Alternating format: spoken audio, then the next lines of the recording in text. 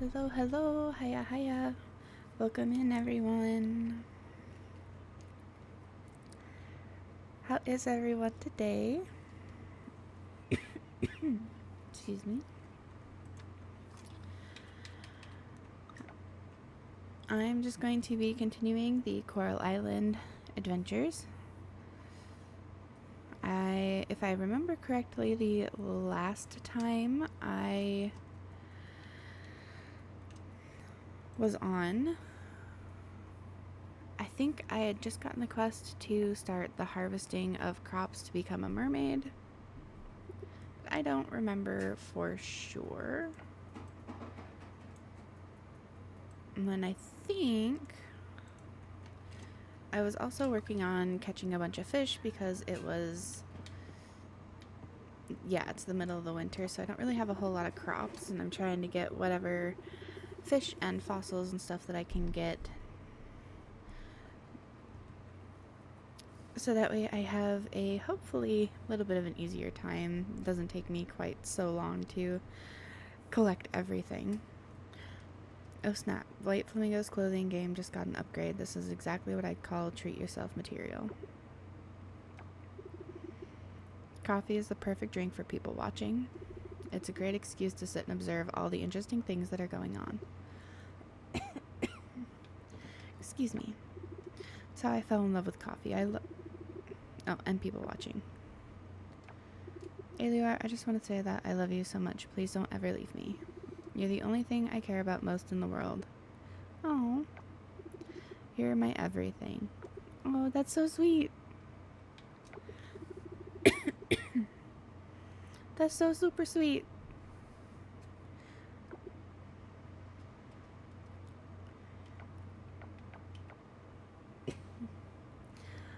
While holding the chicken hammer, of course. Oh gosh. I am having some issues with my throat today, apparently. Let's see. With the town climbing up to rank C, our funding has seen a bump. That means even cooler quality of life gadgets for the farm are now on the table. Let me introduce you to a couple, the auto chest and the ultimate scarecrow. The auto chest automates your production and can even turn into a conveyor belt. The scarecrow, it covers a 19 by 19 field. As usual, I've drafted up the blueprints, but I'll need specific materials for R&D. Swing by the lab when you can. Cool. Oh, and most of that is cleared up, so I will be able to move all this soon. That's awesome. Gosh darn it. Okay. I think I was really close to completing another bundle or two also at the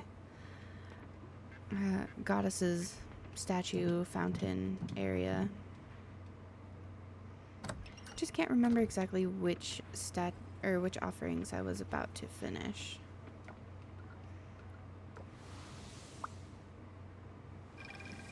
Okay. Let me see. Alright, I think, I only need 2 more gems in this one. Wait. Yeah, just the 2 gems there. Wasn't very close to anything there. Oh, I only need the 1 more ocean critter.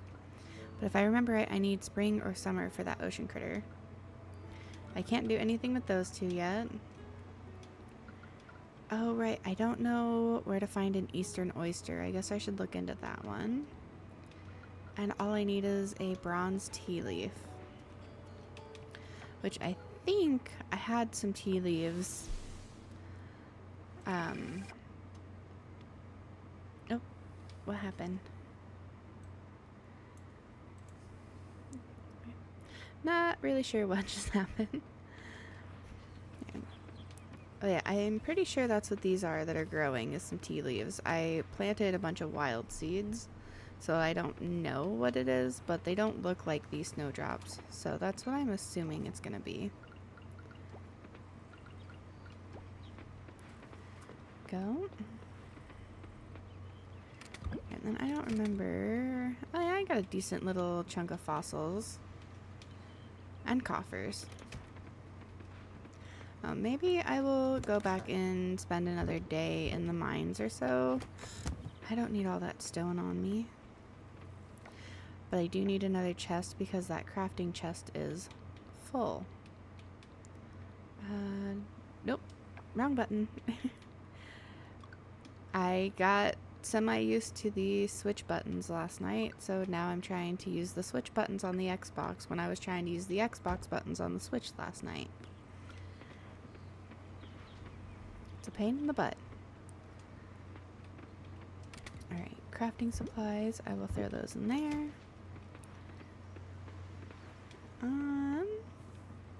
Actually, you know what? I have the time and I have the money, and let me take everything up. And I will bust them open.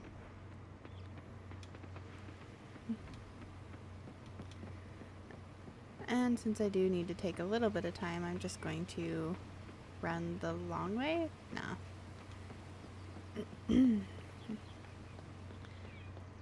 Oh, right. Is the winter festival this week? I don't remember. Look at the calendar. It is this week. It starts on Wednesday. Cool. And who has an errand? He wants a lobster. 3 lobsters, actually. I don't have 3 lobsters. And those, I don't remember where to find those. I don't really feel like looking it up. Trash can. Might as well kill just a little bit of time stealing people's trash.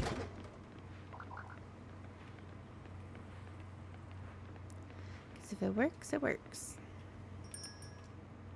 Alright. Hopefully I get some good fossils.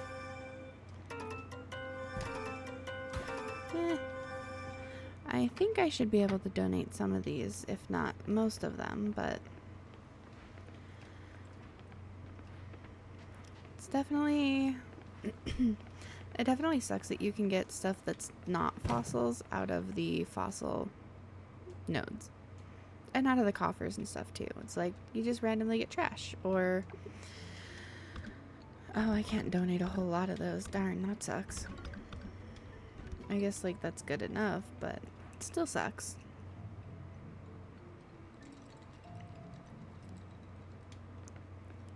Alright, and then I've got about an hour to kill before I can go open up the coffers and the geodes. So I'll just wander back home so I can... Ooh, wait, no. I know exactly what I want to do. I'm going to go... Oh, wrong spot. To the Giant's Village and see about upgrading some of these enchantments, since I have all these fossils that I would have just sold otherwise.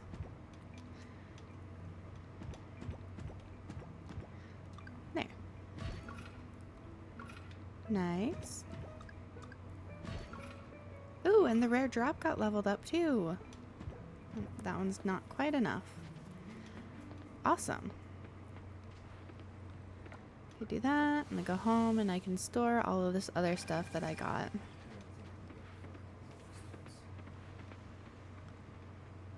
No. Crafting supplies. Monster loot. Might as well go ahead and plant these seeds as well. I think they'll just give me more, oh, I have the Woodlands one open now?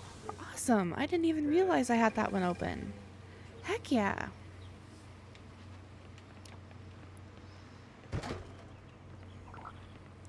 Let's go say hi to Bon Bon. What a cute puppy. Bon Bon is a very cute puppy. Alright. Only 10 minutes and then I can... Here. The oil people should return our base. They can't even take care of it. Brr, so cold. It makes me want ice cream. Do you have any winter wishes? More coins, a new hat, a jar of yummy yogurt. A new hat. Miss Bree is very rich. You should ask her. No, I'm not going to ask her.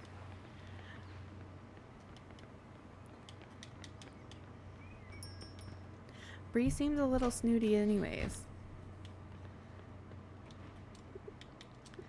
Okay. Let's see. Anything good?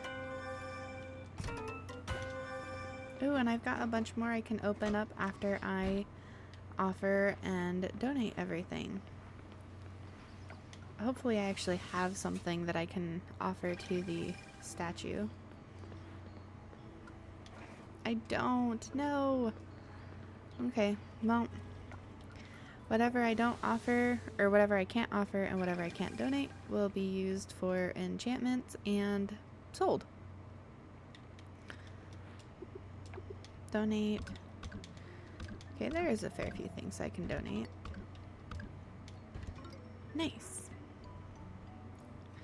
That's some decent looking progress, at least with the museum. I don't know exactly how many, should probably grab my scythe too. I don't know how many items total there are to donate to the museum, but I know there's definitely a lot to find. Okay, let's see if I can get these upgraded even more. Enchant. No, I can't do a third enchantment yet. And I want to keep those two, so. Ooh, no energy drain. Boosted up. Extra drop. Darn. I would really like to be able to have that third one open, but that won't happen until after I have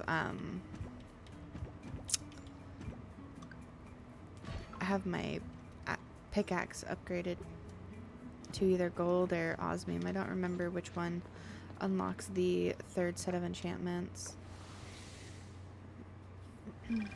But I didn't have enough to upgrade my scythe, which is fine. I will, nope, I went to the wrong waypoint, moved a little too fast. But I can go ahead and break open these last few coffers and hopefully I get something that I can do stuff with. Because the sooner these are all upgraded and good to go, I think I might have donated all of those before. Anything I can use would be awesome. Yeah, that's all been donated. Well, I guess I will go try and upgrade my pickaxe a little bit more. Having that rare drop upgraded is so incredibly useful, especially when trying to find more, what's the word? Ooh, rare drop, 120%, heck yeah. When trying to find more of the fossil nodes or geodes, having that rare drop is incredibly helpful. And I've got that on my scythe too, so that opens up my possibilities for finding more coffers in the ocean. And more fossil nodes as well, because I can also find those in the ocean as too.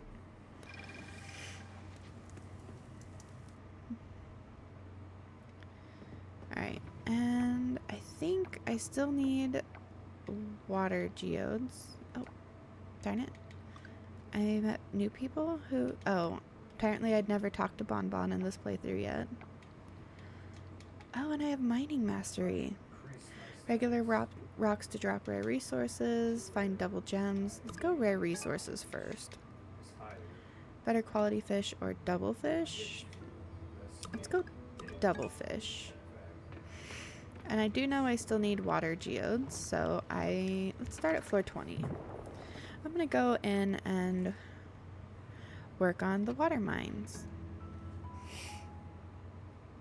And now I get to sit here and break every single rock in every floor until I either run out of time or run out of stamina, whichever, or I just get bored of it, I guess. Like, if I hit a point where I get bored of it, then I could definitely just move on to something else. There is more than enough stuff for me to be working on. But it is definitely a lot faster now that my pick has been upgraded, where the majority of the rocks only take one hit, where a lot of them only take two.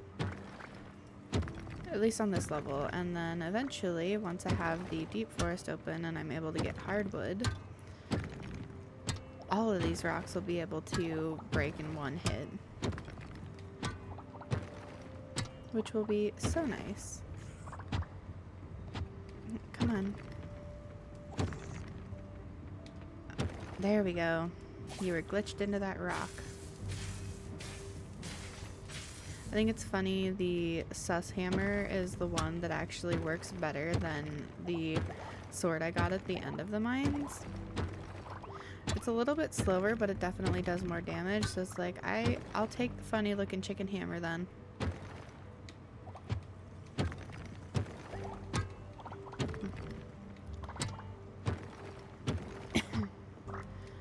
And just the fact that it's named the sus hammer is incredibly funny to me. Okay.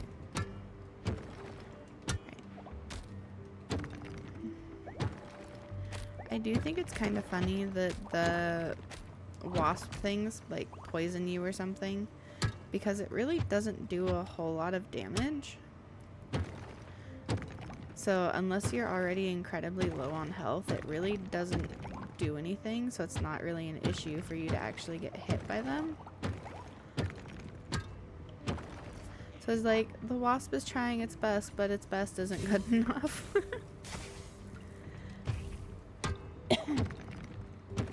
Oh yeah, that's pretty good so far. Some geode, or some fossil nodes and a geode or two. It is nice that you can also find the mystery geodes throughout any floor. Also, my fiance is home tonight, so I do apologize if you're able to hear him talking in the background. He is playing games with some friends and in a voice call, so he will be occasionally heard because, gosh. Yeah, while I have a pretty decent microphone now, it's definitely a heck of a lot better than the microphone on either of my headsets. It's not the best at canceling out background noise, unfortunately. But at least my toddler is passed the heck out, so I don't have to worry about her yelling at me or needing me and big screen Ailey. What do you mean big screen? I don't think I'm on a very big screen. I'm actually on a very small screen.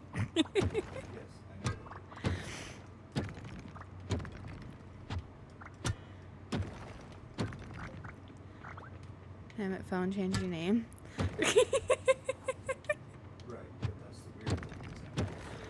Oh. That's funny. Well, I was never meant for TV, so I guess it's a good thing I have Ailey instead. Let's see.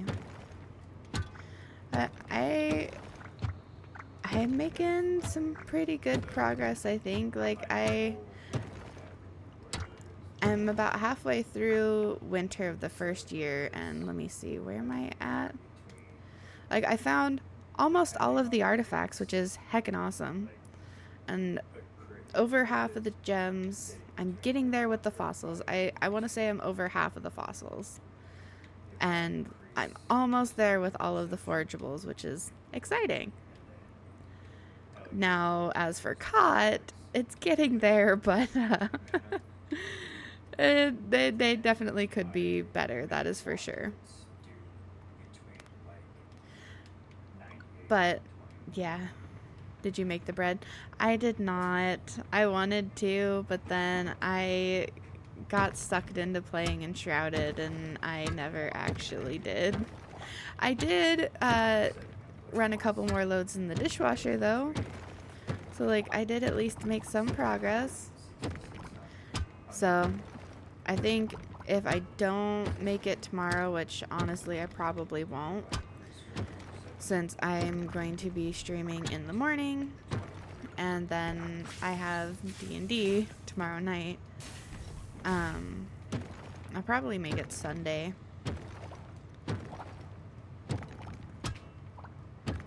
Which is fine, because I also forgot to take one of the beers out of the fridge, so I have to... It worked. You like my cosplay thirst trap vids I sent you? Yes, I loved them. I thought they were great.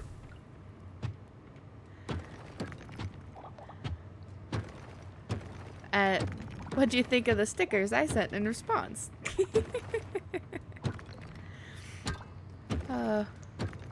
Yeah, see, my TikTok, before I decided that I didn't want to use my main account anymore, just because of the stupid algorithm stuff showing my friends' videos and whatnot,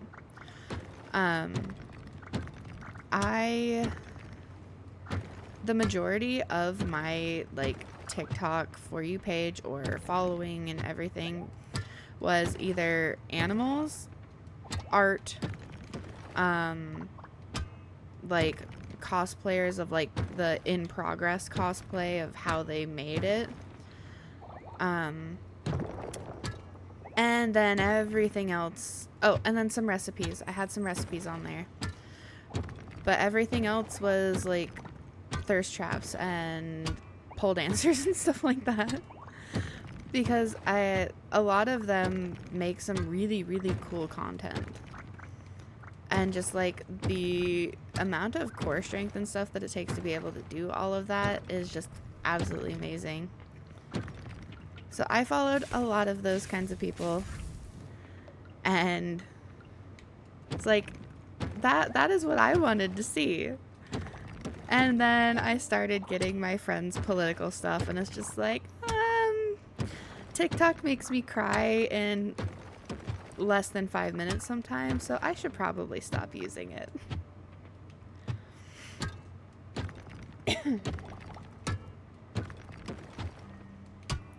But I'm starting to get the random funny to a 13-year-old content. That's great. I do slowly want to start, like, using TikTok more, but I don't have, for my Ailey accounts. But that is mainly to, you know, share clips as clips get made and all that kind of stuff.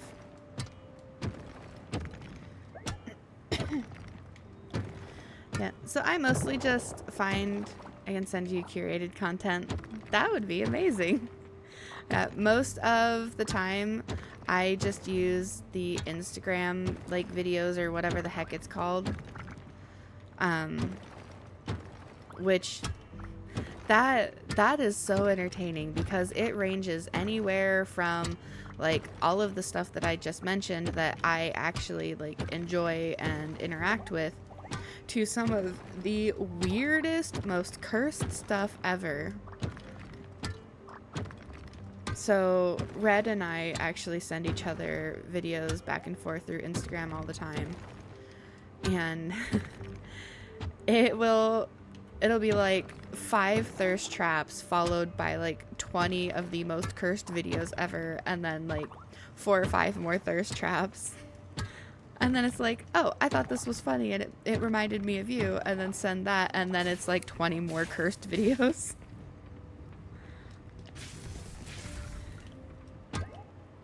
Because, like, my Instagram video feed is actually the reason my fiance said that I'm not allowed to show him or send him videos on Instagram anymore.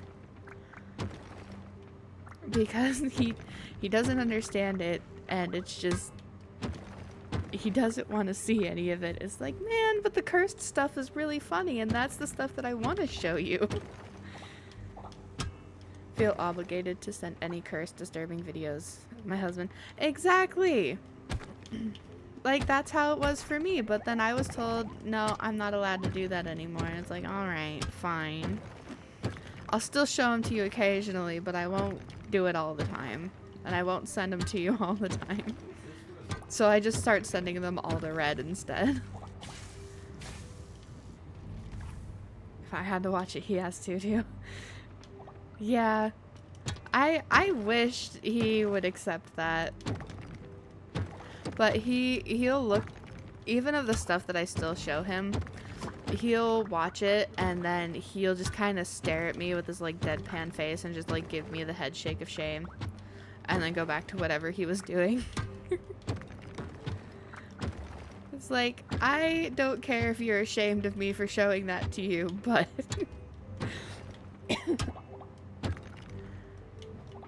it's like, it's not any worse than the stuff that he watches half the time.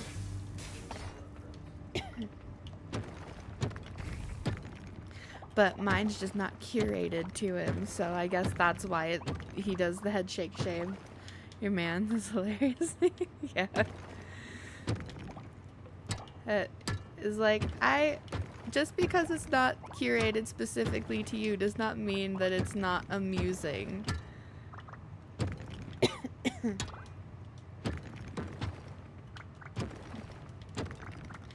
Like, there's one specific, actually it was one of the last videos that I showed him. It's like it's all animated stuff, but like not 2D animation, it's kind of like 3D animation style.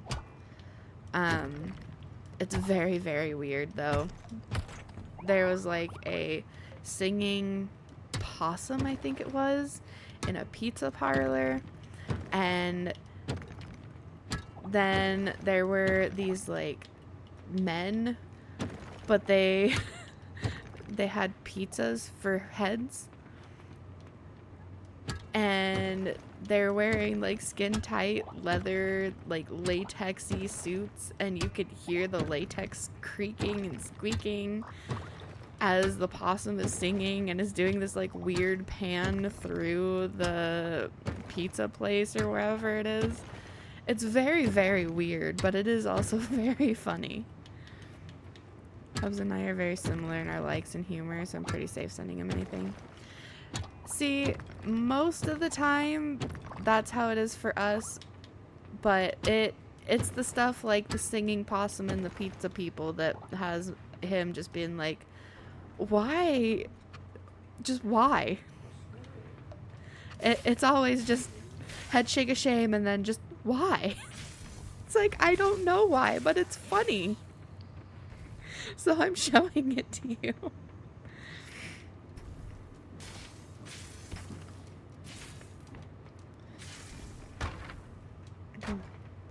Yeah, no, Instagram is wild with some of the stuff that I end up finding. Sounds like why my son sends us stuff.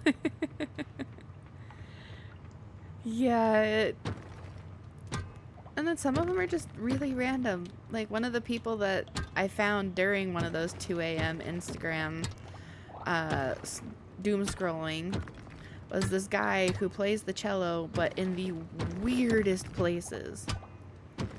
Like on top of a fridge, wedged up in a corner with his back pressed up against the ceiling, staring down at people playing the cello.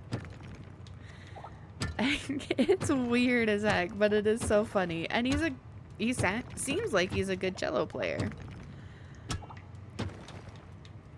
Warning, your stamina. Yeah, I know. I see it. As soon as the screen starts getting a little gray, then it's like, oh, yep, okay, I need to eat one of my 3 pineapple upside down cakes that I still have. Because I got 10 of them from the, don't need you dead. It's not dead. I just pass out for a little while. It's fine. But yeah, as a wedding gift or whatever from the twins who run the inn, they sent a letter with 10 pineapple upside down cakes in it. I was like, for the game, I really appreciate it, but in real life, excuse me, why the hell would you give someone 10 pineapple upside down cakes as a wedding gift?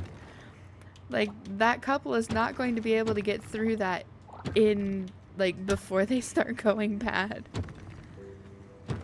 Why couldn't they be like the king and queen from the Mer Kingdom and just give you a bunch of money?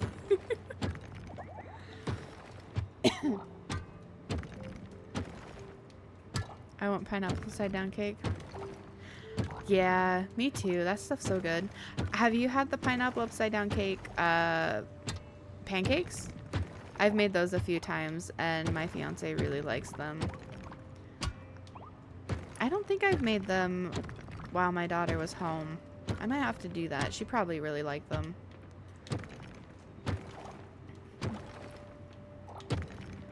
But yeah, those are so good though. No, it sounds yummy. Yeah, so it's just your basic like pancake batter of whatever you use, whether it's a homemade or box or whatever. I usually just use like the Bisquick mix because it's quick and easy. But add like a little bit of vanilla. Sometimes I'll add a little bit of almond extract to it also. But add a little bit of that to the batter and then you put your pour your pancake into the pan like normal. And before you flip it, you stick a pineapple ring in it. And then you put a maraschino cherry inside of the pineapple ring. And then when you flip the pancake, it stays sealed in there. Sometimes you might need to add a little bit extra batter on top, but otherwise it just stays. It's super simple, but it's really good. And you get a little bit of fruit that way too. Like, I was genuinely surprised with how easy those were to make. But they taste so good. And then, if we have like leftover of the like sugar strawberries for strawberry shortcake, we'll put some of those on there too after it's been cooked. Good ideas for nums. Yeah. See, I really like food. And even the stuff that I personally won't eat, I've always heard really good things about. So it's like at least figuring out food, I think I'm good with that one. Because like I'm willing to try and make all of the weird random recipes and I will taste them. Won't always like them, but most everyone else does, so I'll take it.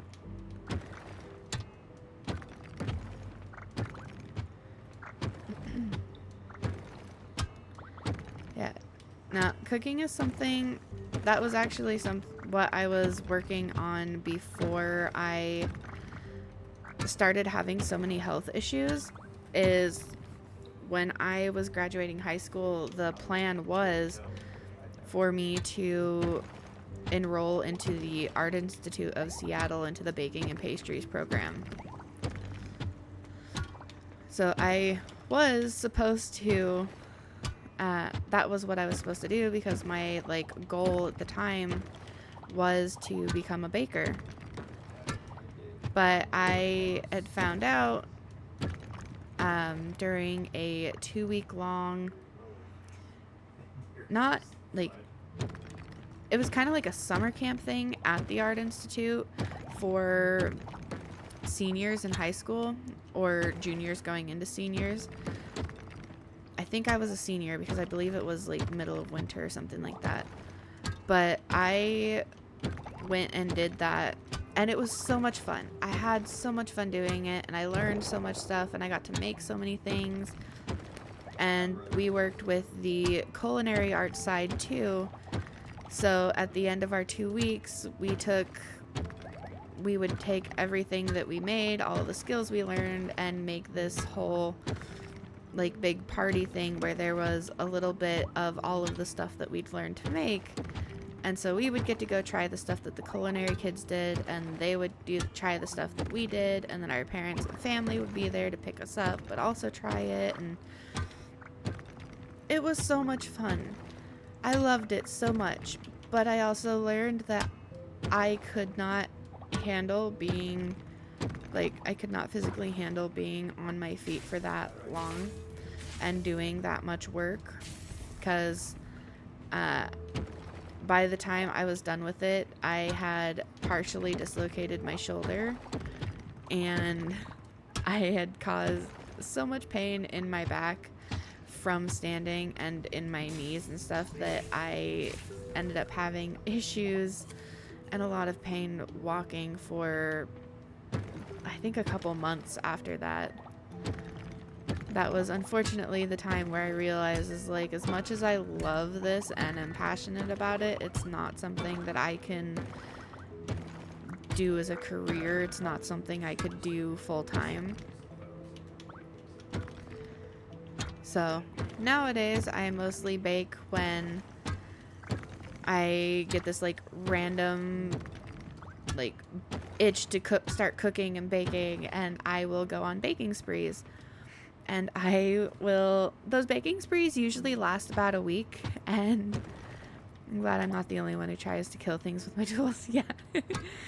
Yeah, I'll go on baking sprees. One is usually pre-scheduled because that's when we do our Christmas candy boxes. But outside of that, usually at least once a year outside of Christmas time, I go on a week-long baking spree where I find a whole bunch of recipes that is like, I really want to make all of these, and I end up making like anywhere from 5 to 10, 12 different, baked things, whether it's cookies, pastries, candies, cakes, pies, doesn't matter. If it sounds interesting, I'll add it to the list, and depending on the complexity, I'll either add more to the list or make less. But usually when I hit that point, I can do that, and I have a lot of fun doing it. I really enjoy doing it. But then I'm in a lot of pain and kind of like knocked out for like 2 weeks minimum afterwards. It really, really sucks. But it is so much fun. And then I get to try out so many new things and so many different techniques and stuff that I hadn't done before. And I genuinely really love getting to do it. And then my fiance and my family and our friends really enjoy it too, because then by the end of one of those baking sprees, it's like, well, I have enough food, like enough baked goods to feed a small army. I'm gonna eat maybe like a handful of it, and that's it. So this is like the 4th time I've gotten this cutscene. So I just kind of pass all of my goodies onto everyone else so that they can take it off my hands and they can eat it. And then occasionally I will do like commission baked goods for people. I've had I kept getting the one of Karen running for mayor. I haven't gotten that cutscene yet, but I did just hit C rank, so I might get it soon. But I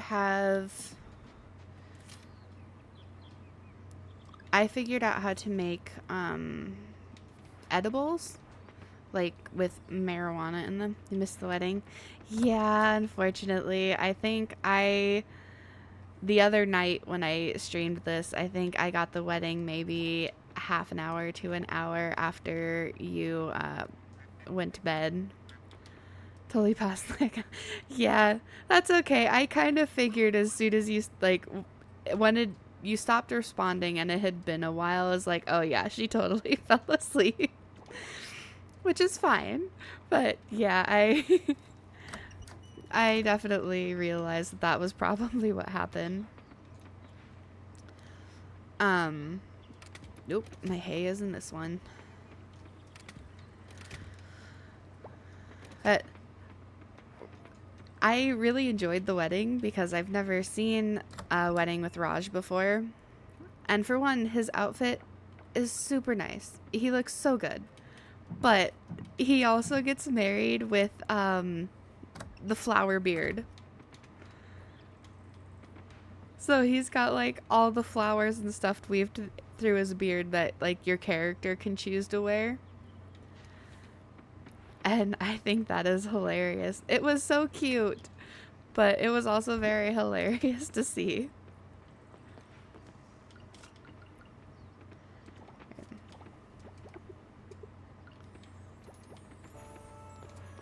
I was happy with the progress I was actually able to make with BioShock last night too, because I, for once, didn't have any struggles at all with it.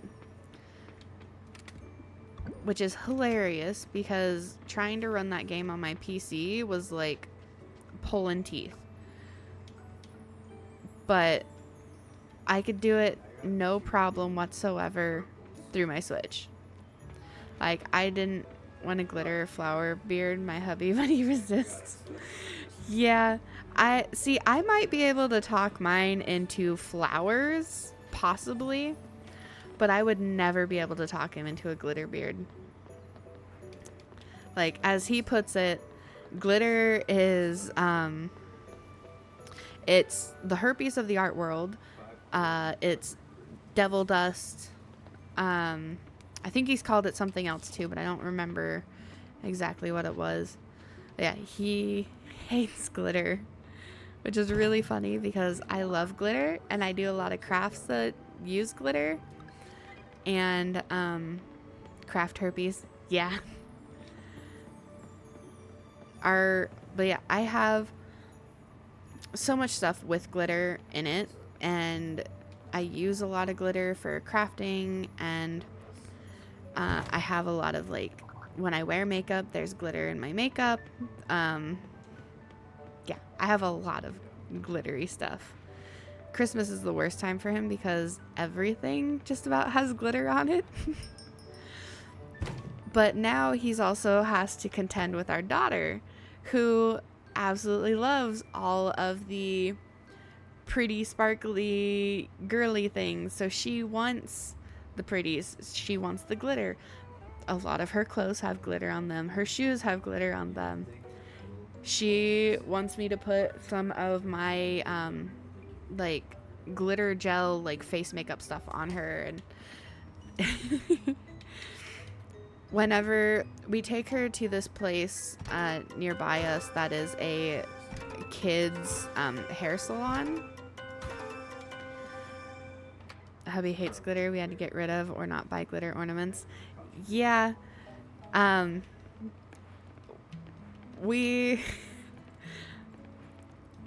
He kind of accepted that we have glitter ornaments because our tree, we have a fake flocked tree, so it's like, it's one that looks like it's covered in snow, but it's a fake tree. We didn't realize it at the store. It wasn't until we got home and we're actually putting it together and stuff. But it was my grandma's tree. We didn't realize it when we were buying it with her. And then we are at her house at home putting it together. All of the flocked stuff has glitter in it for that extra reflection from the lights to actually make it look more like snow. So, we just automatically have like putting our tree up, because when my grandma passed away, we were given the tree. That's just automatically glitter everywhere. So he was like, I guess you can just go ahead and put up the glitter ornaments because the house is already coated in glitter by this point. I was like, yay! But it's really nice because at least like our Christmas stuff, we have the white tree, but then everything is like all of the ornaments and stuff are black, emerald green, and silver. Minus the like really fun, and I've got this cutscene a bunch of times. Minus the really fun like stuff, like we've got a couple special ornaments for our daughter and whatnot. But yeah, we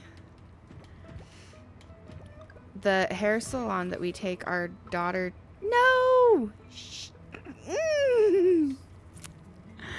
Oh no, I wasn't paying attention. Well, I guess I'm restarting the no energy drain one. But yeah, the hair salon that we take our daughter to is, we have mostly fun ornaments. My mom gets the kids one every year. That's really cool. See, we're slowly starting to build up a good like mix of stuff like that, which I really like, because then we have, oh, I think my controller is starting to bug out. We have like the really nice ornaments and that are all like matchy, and then on top of that we have our like the really fun ornaments too. So I think it makes a really nice like mix of things. But yeah, the hair salon is really cool. Like, it is meant specifically for kids, but you take the kids in and they can choose where they want to sit. It is they can choose to sit in like a regular hair cutting chair if they want to, or they can sit in like a car, like those battery powered kids cars, like the Jeeps and stuff. They have those, like the electronic parts taken out, and they're attached to one of these salon chair bases, that so they can go up and down. But they have those that the kids can choose to sit in a regular seat, or they can sit in one of those cars, and then they can watch kids. Took our oldest one of those closed soon after. Oh, that really sucks. Yeah, but it's like, I think it's $12 or $14 for a bang trim. But in addition to that, she sits there in her car, she gets to watch movies, and then they do her hair. They'll put it in like pigtails, whatever. They ask first, but she gets to pick out the glitter that she wants, and they'll spray that in her hair, and then she gets to go get her nails painted, and she gets a little ring, and she gets a balloon, and then they, as you're checking out, they get a little fake tattoo and a sucker, and she gets to drop a little token into a thing to choose where she wants like the percent of donation from her appointment to go to. And it's like, that is really cool, but it's also our daughter gets coated in glitter because they spray her hair in glitter, and then she wants to touch and feel the glitter and see it on her fingers. And it's really funny. I just cut the kid's hair myself. However, I cut my kid's hair with the clippers last time. I about cried. He was fine. It wasn't. Yeah. See, our daughter, she is not needed an actual haircut. The only kind of a haircut she's needed is a bang trim. But I don't trust myself enough to be able to cut her bangs. So it's like, if I can pay $14 to take her there, and not only are they able to give her a good haircut, but they're able to, make her, like, do all this extra stuff with her, make her hair look nice, and, you know, make it a good experience for her, then, like, I am more than okay with spending the few dollars to take her there. Meow, Tara needs a haircut. No, she doesn't need like an actual haircut. Like, she goes about every 3 to 4 months or so to get her hair cut. But it's literally just a bang trim. She only, like, now has enough hair to actually do anything with. Like, it's just now, the majority of it is to, like, the top of her shoulders now. I've given my daughter a trim, but that's it. Yeah. Like, I do not trust myself to cut my daughter's hair, so I would rather just take her to someone who's trained to do it and make it a good experience for her.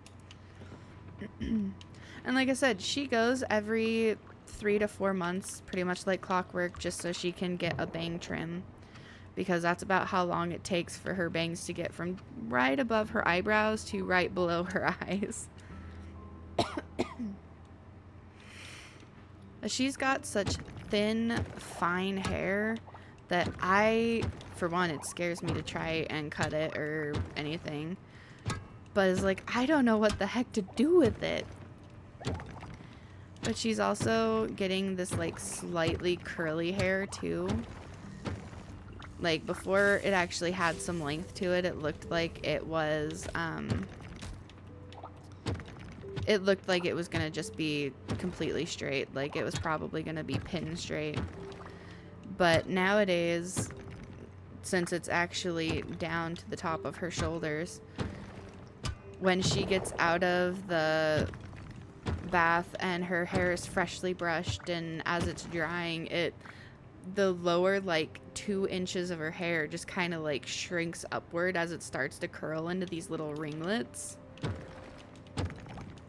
was like, it looks so cute. It could either Irish curls, possibly, yeah. Yeah, either as she gets older, it's possibly the weight could pull it down and make it a little less curly, which I kind of doubt just with how thin and fine her hair is. Or she could just have some nice curls as she gets older. Who knows? It'll be fun to see, though. But she's got such pretty blonde hair. Is like, where the heck did that come from? But I guess it makes sense that a little bit, because he's told me that the majority of women on his family has blonde hair, blue eyes, and it's like, well, I guess that works. Our daughter has blonde hair and blue eyes. Mine is medium curly. Yeah, mine is kind of curly, kind of wavy. I know for sure that there is some curl to it, and I just have, like, a fairly damaged curl pattern. But honestly, I would not be able to put in the work to, like, a curly hair routine of any kind. So I just kind of do with it as it is. If it's Irish curls, then weight will help them tame, but as someone with those curls, moisture is everything. Yeah, see, her hair doesn't, at least as it is right now, it's not dry, it's not untamable or anything like that, but that could definitely change as she gets older. Yeah, my hair, like, if I get fresh out of the shower, just towel dry my hair, and if I don't brush my hair right out of the shower and just, like, let it air dry as it does, my hair will, like, form actual spiral curls. And they tend to, like, it actually will form itself into chunks of, like, spiral curls, and, like, it looks like I intentionally curled my hair that way.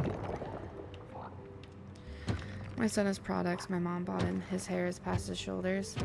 Yeah, No, like that's how mine is, but I have to condition or it will fall out. Yeah, let's see, I shampoo and condition my hair and stuff like that. I have one short-haired person in the house. Did have long hair till a few months ago. Yeah. Yeah, I've got long hair. It is below, like, to the top of the middle of my back now, which is really nice. But, like, if it gets to the point where she needs specific products for her hair or something, then that's fine. I'm more than willing to help her get what she needs and learn what she needs to do. I just know myself and know that I, at least, would not be able to follow any kind of routine for curly hair at all. So I just kind of let my hair do its own thing. But if I need to look nice for something, I also have absolutely zero qualms about straightening it. I only condition my hair a couple times a month and I have curls. My hair is thick and not fine. Yeah, see, my hair used to be very, very thick. It's a lot thinner than it used to be. But my daughter's hair, like, her hair is thin enough that, like, if you put, like a piece of paper up against her neck and fully laid her hair down on top of it, you could still see the hair through the paper. Or you could still see the paper through her hair easily. Curly hair is also expensive to maintain, so can't blame you. Yeah, that's true. Why are you guys the same person? Yeah, we're slowly... it's just like someone got cloned somewhere. Would you stop it, cat? I have thick Irish curls and have to condition a couple times a week or it just looks like a bush. Yeah, see, that's not an issue that I have. Like, my hair, if I brush it after, like, so if I let my hair, if I don't brush my hair straight out of the shower, I just towel dry it and just let it dry the rest of the way. And I get those curls and stuff. If I brush it, then I look like I have very bushy hair. If I don't brush it, my hair stays nice and, like, controlled. You whippersnapper. I don't know. Maybe I'm a time traveler. I could have been the original. Rain is older, yes. But, yeah. No, if I need or want to look nice without, like, a crap ton of effort or something, I have absolutely zero issues with just straightening my hair. Because that's the easiest for me to work with, and that's the easiest for me to actually control how I want it to look.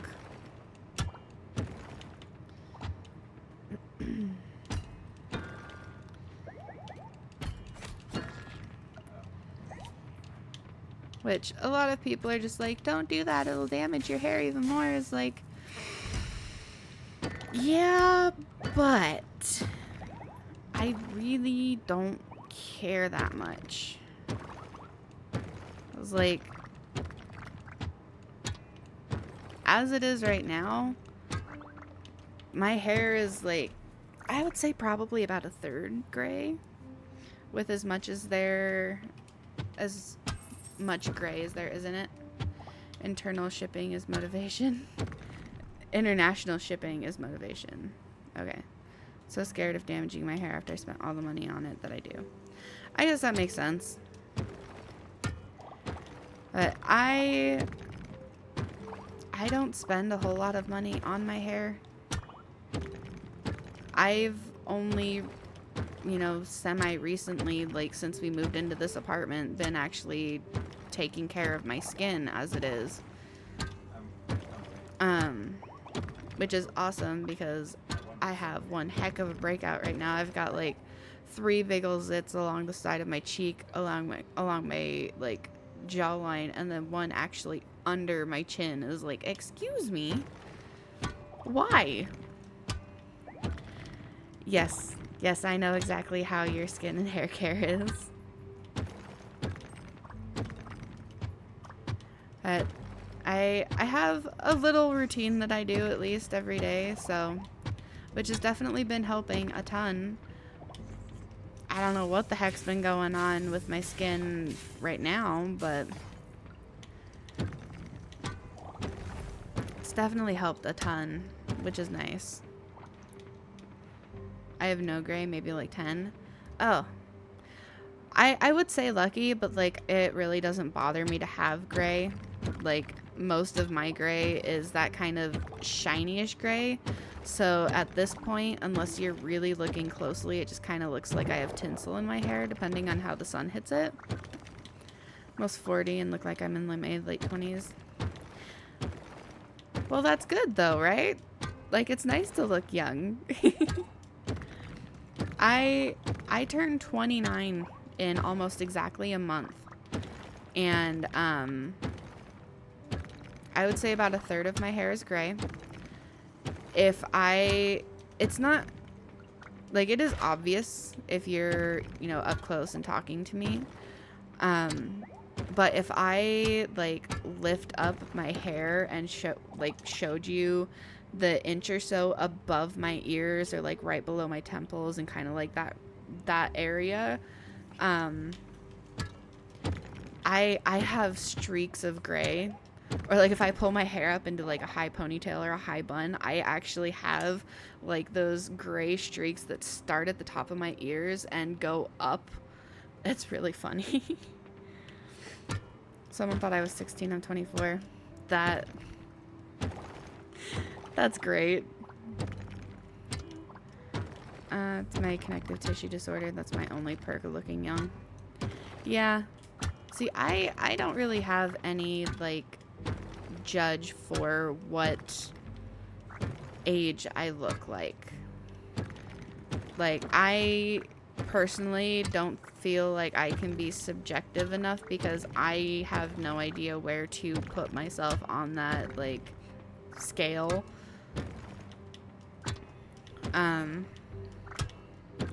But the gray definitely doesn't help. Ailey, if I didn't know how old you were, I'd think you were my age. Okay. So, you know, like mid-20s then.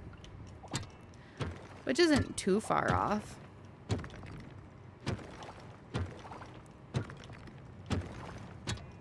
But yeah, that's at least good to know because I've got zero frame of reference for what I think I could be. Hubby says I look late 20s. That's nice though. I have no idea what age he would think that I look like. Yeah, I have to remind myself you're closer in age to my sister than me. Age is just a number.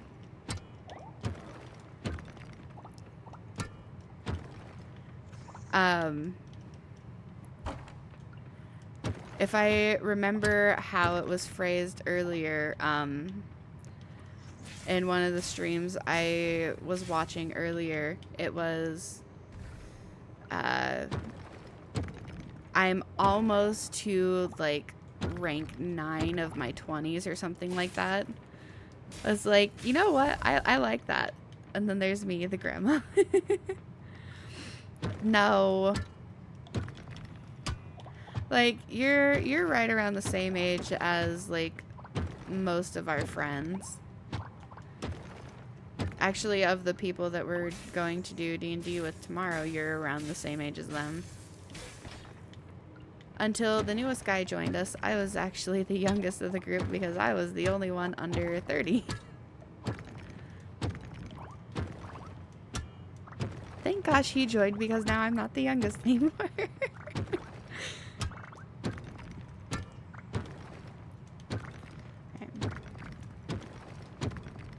But I don't see an issue with people of different age ranges, like, being friends. The only time it's kind of weird is when it's, like, you know, you're 30, 40 something years old and you're very, very good friends with a like 17-year-old or an 18-year-old or something, you know? Then it's kind of like, are you sure you're actually like friends? Or second oldest friend, I usually have issues with older friends, particularly older men. Yeah, that's understandable.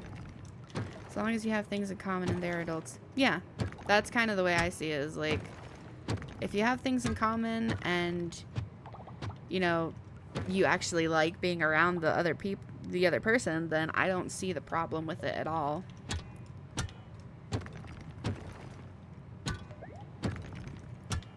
Like, it's definitely nice to have friends of different ages, because then you kind of get different perspectives on things.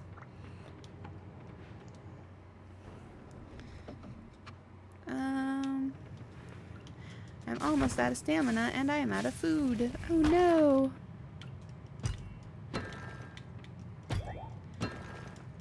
But yeah.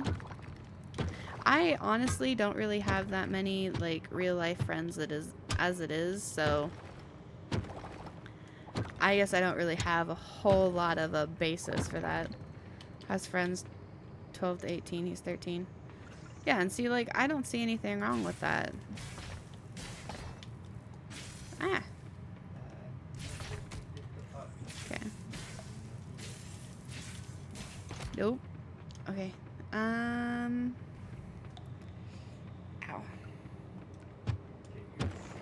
Yeah, I've always had friends that were both older and younger than me, and I never really had an issue with it. It's when you're still technically a child is when I tend to have issues with it, because then it's like the majority of the time for me, it's like you don't have enough experience with a lot of stuff to really be able to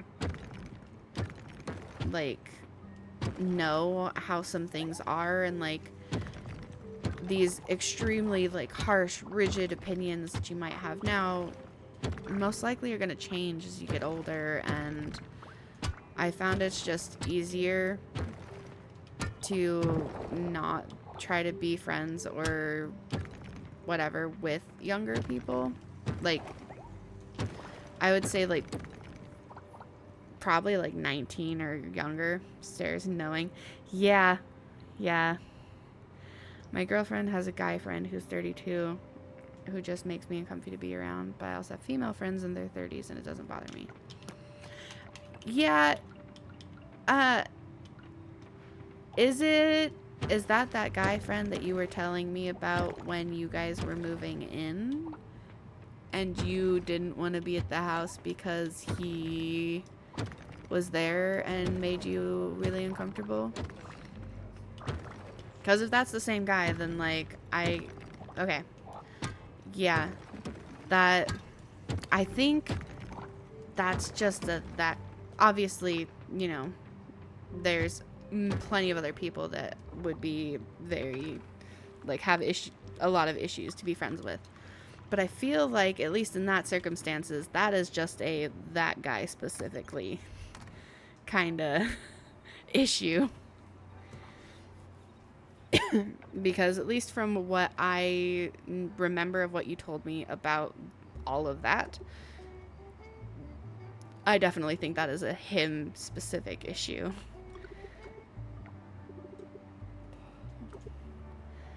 But yeah, like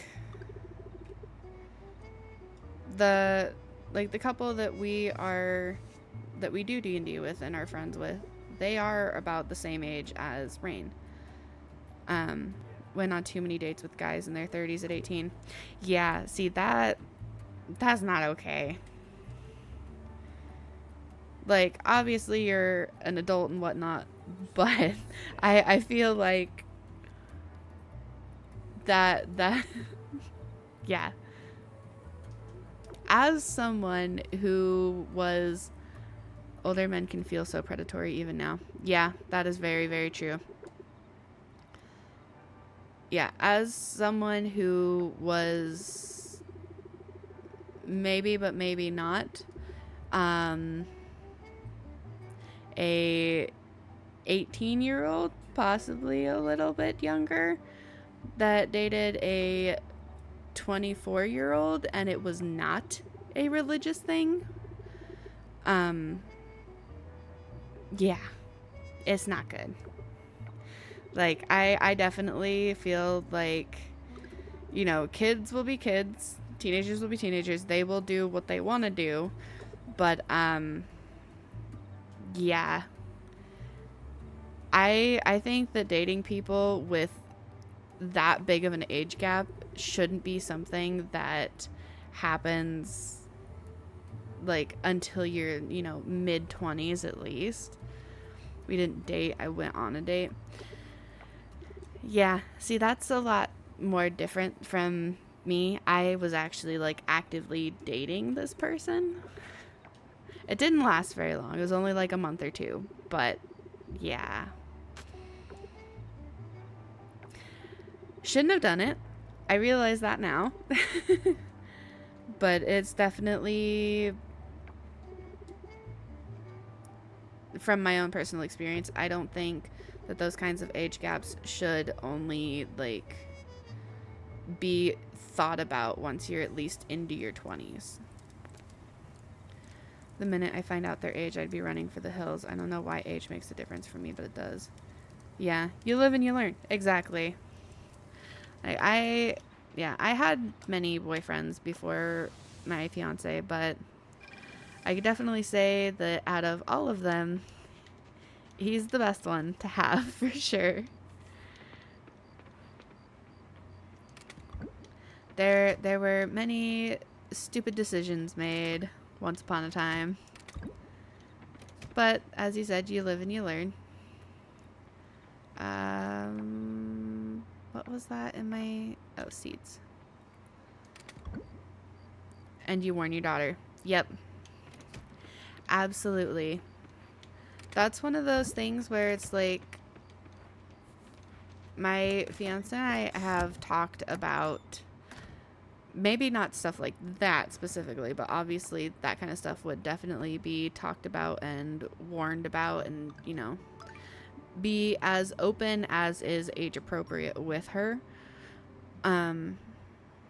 But we've also talked about, like, as she gets older and becomes more of a teenager, talking to her and being like, hey, if there's, you know, if you want to try alcohol or if you want to try pot or something, talk to us.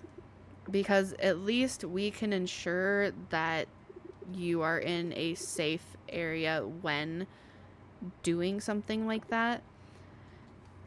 That way, like, she still would have the ability to experiment and be free and, like, do the stupid teenage stuff that you're gonna do as a stupid teenager. But at least with that reassurance of, like, stop being me, goddammit, we parent the same. It was like, if she's gonna want to experiment with, like, pot or something, I would much rather her be at home with us doing something like that, because then it's like, at least you know for sure she's not getting it from a shady place. She's not getting something that's possibly laced, or she's not, you know, doing it in a place that would be incredibly unsafe to her or to someone else. And, you know, because it's like, we were all very stupid teenagers. Like, if she wants to do it, I want to let her know that it is a safe area to come to us and talk to us, and we can, you know, figure something out. My best friend's mom was like this for her and for me, and it made me feel so safe. This is how you parent. Yeah, it's like, obviously you make sure that they're educated, like, about all of the issues and the dangers and, you know, like, warning signs and all that kind of stuff. But kids are gonna be stupid kids. They're gonna want to experiment. They're gonna want to do the stupid stuff. They're gonna want to try all of this stuff, and it's better to make it safe. Or at least as safe as it can be. We have talked about even if you snuck out, call us, we'll come get you. No punishment, but lots of disappointment. Exactly. that that was definitely like I didn't have that kind of comfort, so actually the most memorable time for me personally was I had gotten my tonsils removed, and I think I was maybe like 3 or 4 days in like recovery from it. And I didn't want to do anything. I was unfortunately a smoker at the time. This was also still in high school. But I didn't want to do anything. I didn't want to smoke. I was just going stir crazy. I wanted out of the house. I wanted to be moving and doing something. Or just go somewhere else to sit, because I was going absolutely stir crazy. But my grandma absolutely refused. She didn't want me leaving the house. She didn't, want me risking tearing open my scabs or stitches or anything like that. We're healing our generational trauma through our kids and how we would have wanted to be treated. Yeah, exactly. But yeah, because of all of that and the way that I was feeling, and the fact that she wouldn't let me leave the house even just to like go sit at the park on a bench or something, I waited until she was asleep, and I snuck out of the house, out my window, out of the house, and I just walked the like 4 blocks to the local gas station, which was like the big hangout area at the time. But there was a gazebo set up, because the gas station was attached to like a little mini hotel. It had like 4 or 5 rooms, and it was like also partly a little laundromat, but there was a gazebo outside near the hotel part and a bench down there. That was all I wanted. I walked down there, I sat at the bench. One of my friends came and met me, and we sat there and we talked, and we just kind of relaxed and enjoyed the night air, enjoyed each other's company and all that kind of stuff. Like, it was very peaceful. It was literally, I just wanted to go somewhere and sit. And on my way back home, when I was sneaking back into my window, I slipped, and I didn't hit my head or anything like that, but I fell forward through the window just hard enough that it tore the scabs in my throat. And so I started, obviously, like the torn scabs, things started bleeding a lot. And it made me panic. So at like 1 or 2 in the morning, I had to go wake up my grandma and tell her that the scabs had ripped open and my mouth was constantly filling with blood. And she had to take me to the ER. And I didn't even feel like okay enough to tell her what actually happened, because I knew that I would get yelled at and like ridiculed and like all of this stuff. So I told her that I just rolled over and fell out of bed. And but she believed that. I told her a few years ago now that what actually happened, but it's common, by the way, the blood scab thing. Yeah, I could never have snuck out. I walk like an elephant. Our stairs creaked and my dad sleeps so light. You can hear pin drop. See, the house that I snuck out of was really, the way it was all set up was really nice for sneaking out. I didn't do it very often. I think I did it maybe a handful of times the entire time we lived there. But, oh wait, I had gems. I want to go up here actually. My grandma would sleep with her door open and I would sleep with my door open most of the time.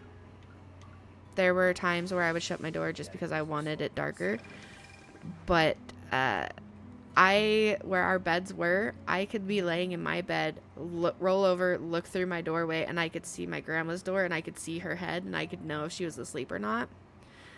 And I could just get up, push my door shut, and it was a single-story house, and no screens, because it was a very old house. So I was able to just slide my window open and climb right out, because it was like 3-4 feet to the ground from my window. We were warned that could happen when my hubby had surgery for soft palate. Yeah, see, I wasn't warned about all of that. But while we were at the ER, like, I assumed, because all I did was fall forward. I didn't hit myself. I didn't jerk myself. Nothing. So I assumed that kind of, like, momentum would be enough to do something like that. So I just said that I had rolled over and fell out of bed, and that was perfectly believable, because it was completely reasonable that I would have fallen, the 3.5-4 feet from the top of my bed to the floor and torn open those scabs. Which thankfully it wasn't it actually didn't end up being anything bad. It was just torn open a little bit, and they were like, yeah, this does happen. They had me gargle peroxide and stuff, which, let me tell you, that stuff is disgusting. I do not ever recommend that at all. But they had me do that, and then as soon as the bleeding was more or less stopped, they're like, all right, you can go home. Just kind of take it easy for a little longer. And I was like, yeah, okay. Yeah, that scared the heck out of me when that happened, because, like, I started bleeding like that, and then I had to call my go wake up my grandma. I was like, I don't know what's going on, but I'm bleeding, and I think I tore the scabs, and it was terrifying for me at the time. Like, I even knowing that can happen, I don't think it would ever not be terrifying for me. Because that was a lot of blood. Like, it genuinely felt like there was something very wrong. That sounds very traumatic. Yeah, it definitely was. That's when I learned that even if I don't mind the taste, large volumes of blood, or what I would consider large volumes of blood, at least given that circumstances, I think at most it was like a cup of blood or something. But that does not sit well in my stomach. Even if I don't mind the taste, the blood itself does not sit well in my stomach, and it makes me incredibly nauseous.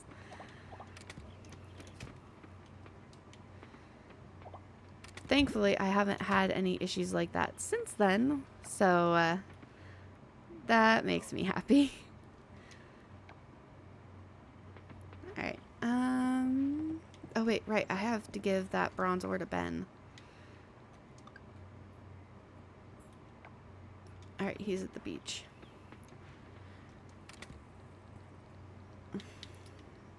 Yeah, there were a lot of things that I didn't do, or that I didn't say, or whatever, because I didn't trust the reactions that I would get from my grandma about it.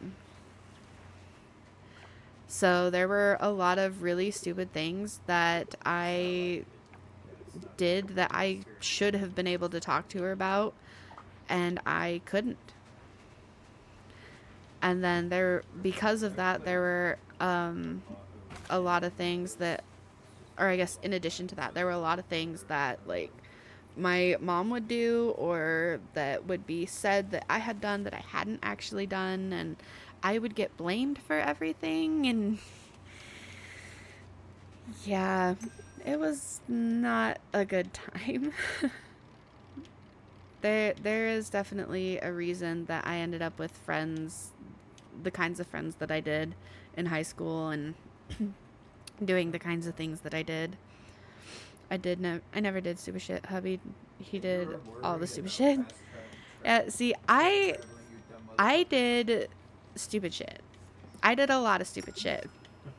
My fiance did worse stupid shit. A lot worse stupid shit. I don't know if I need any of these. I guess I should go look. So, like, we might not necessarily even each other out, but, yeah. Like, just how we met the first time is enough for us to be like, Kirsten and I out here having no motivation to do stupid shit.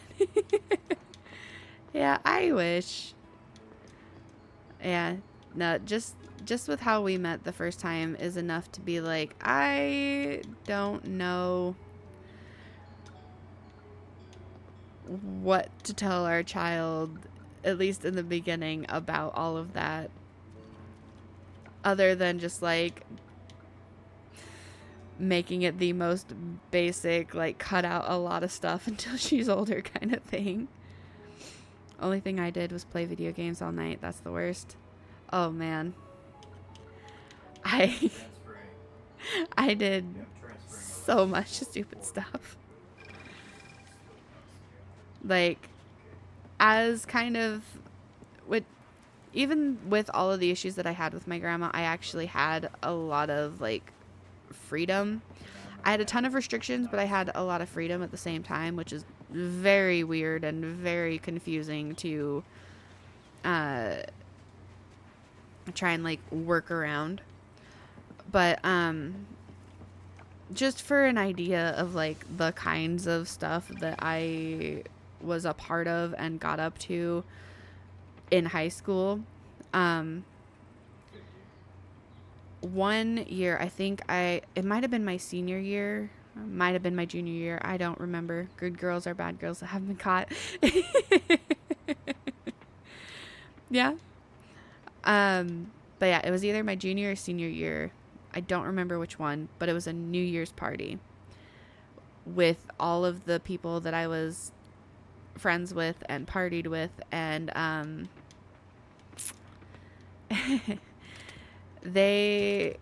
that New Year's party ended up being a week long. I think it ended up being a total of like 7 days long.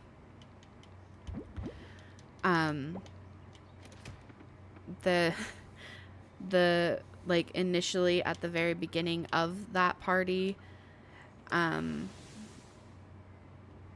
like a kitchen island, like a full-size kitchen island, we had one of those at the party house, just covered in hard alcohol and beer and all kinds of like marijuana and stuff like that. And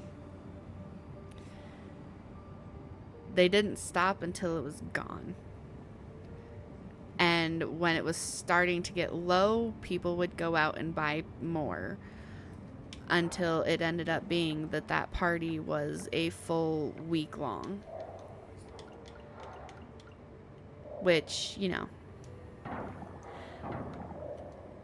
on top of all of the excessive drinking, I was in my 30s when I had alcohol for the first time. Yeah, I definitely wasn't. I never did anything harder. Like, I never did anything, like, really hard. I drank alcohol, and I smoked weed, and I occasionally did mushrooms, and that was, like, the extent of what I did. Everyone else, like, there was a period of time where harder stuff was around. I was 20 and it was a mojito, and I had a breakdown over my first crush on a girl. That's funny. Hubby was 8. See, I don't know the actual age where I first tasted alcohol. I have no idea.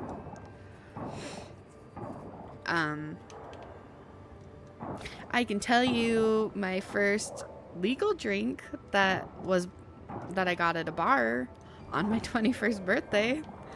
I don't even know what it was, But a family, like a really good friend of my grandma's, saw us there at my, like, saw us there having dinner for my birthday at the bar. And she was like, well, have you had a drink yet? I was like, no, I wasn't planning on buying one because they're expensive as heck. She's like, oh, well, you can't have that. It's your 21st birthday. You have to have a drink. Or you have to have a drink at the bar. So she bought me some fruity drink. No idea what it was. It was really tasty. But that is the only alcoholic drink I have ever bought at a bar, or had at a bar that was actually bought for me. I've never personally bought myself a drink at a bar. Currently drunk, so well, hey, you tend to stay awake throughout stay awake the whole time through my streams when you're drunk, so maybe you won't fall asleep this time. I won't be that boring.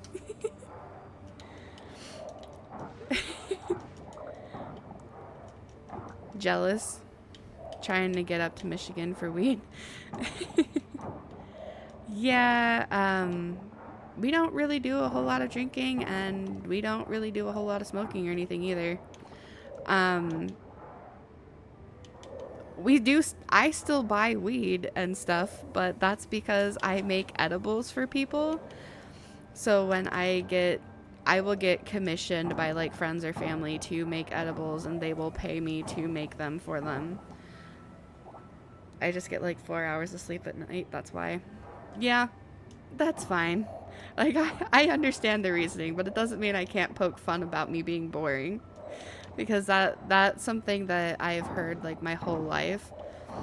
Like, I'm better. I do understand that I'm not a boring person.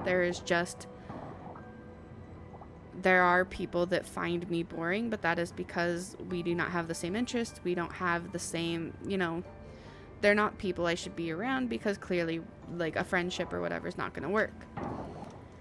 It's calming. Yeah.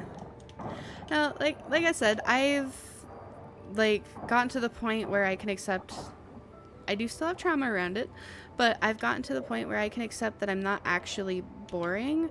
I was just boring to those people because we were not compatible as friends or anything else.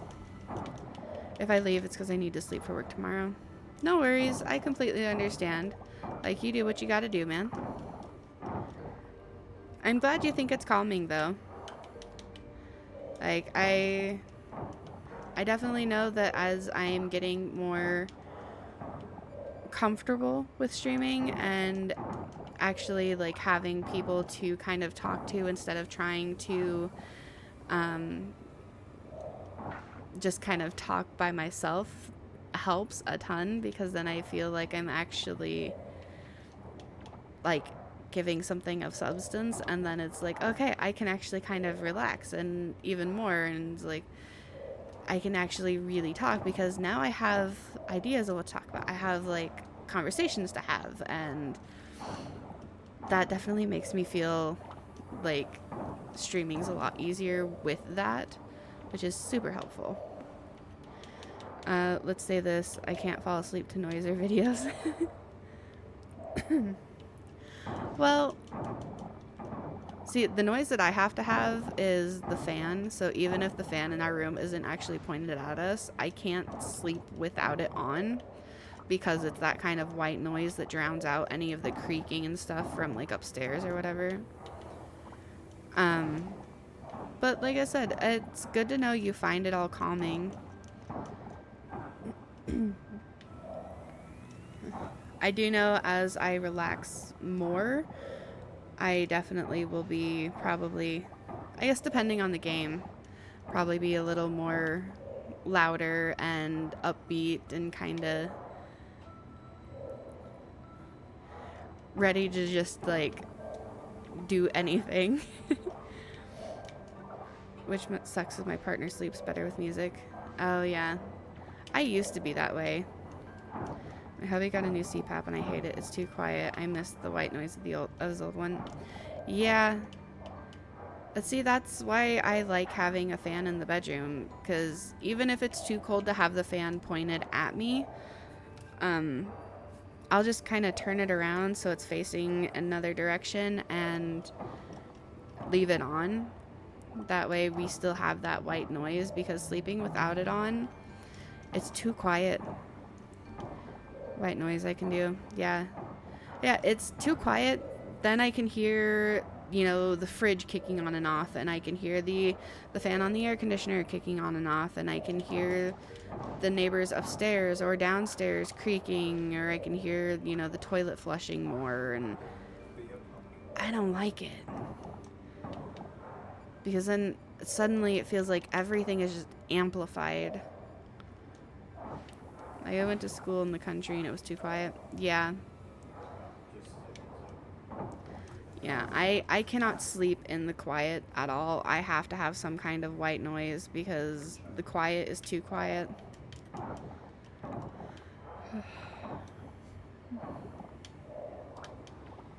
But I also know that, like, the nights when my daughter's not here makes me very glad that I have just, like, started streaming and stuff, because when she's not here, that gives me something to focus on. Because usually when she's not here, he's not here either. So it's just me in the house, and it's so quiet and uncomfortable, and I don't like it. So now that I'm streaming it, whenever she's not home, and I'm kind of getting that uncomfortable, like, something's wrong feeling crawling, like, going up my spine, I can just be like, okay, surprise stream. I had train tracks in the backyard growing up, so yeah. There's a bunch of train tracks that run through our city where we live, so I don't think, like, no matter where you're at in the city, you're gonna hear the train tracks, or you're gonna hear the train going through, and it's so nice.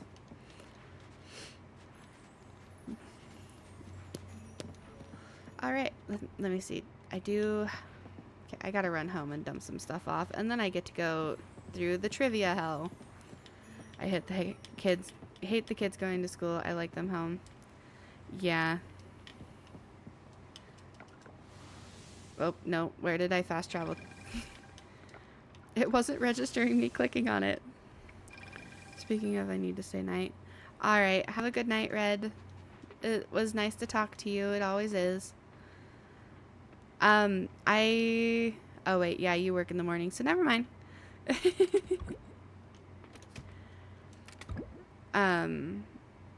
Yeah, I don't know how I'm gonna handle her starting preschool and stuff. Like, that's gonna be rough. Because, at least with preschool, I want to have her in the same class as her cousin. And that's 2 to 3 times a week in the afternoon/evening. You're survived, but it's gonna suck. Yeah, that's kind of how I feel. Like, how I figure. Like, I'm definitely gonna survive, but it's not gonna be a good time. Like, when she starts doing, as she gets older, I don't know how things are gonna be. Like, with the streaming and stuff, I've decided to give myself like 6 months to a year or so of streaming and doing everything full time to, like, check back in and be like, how is this doing? Am I still enjoying it? Am I still doing it? Like, how do I just check in with myself? It's like, how do I feel about everything in, like, 6 months to a year?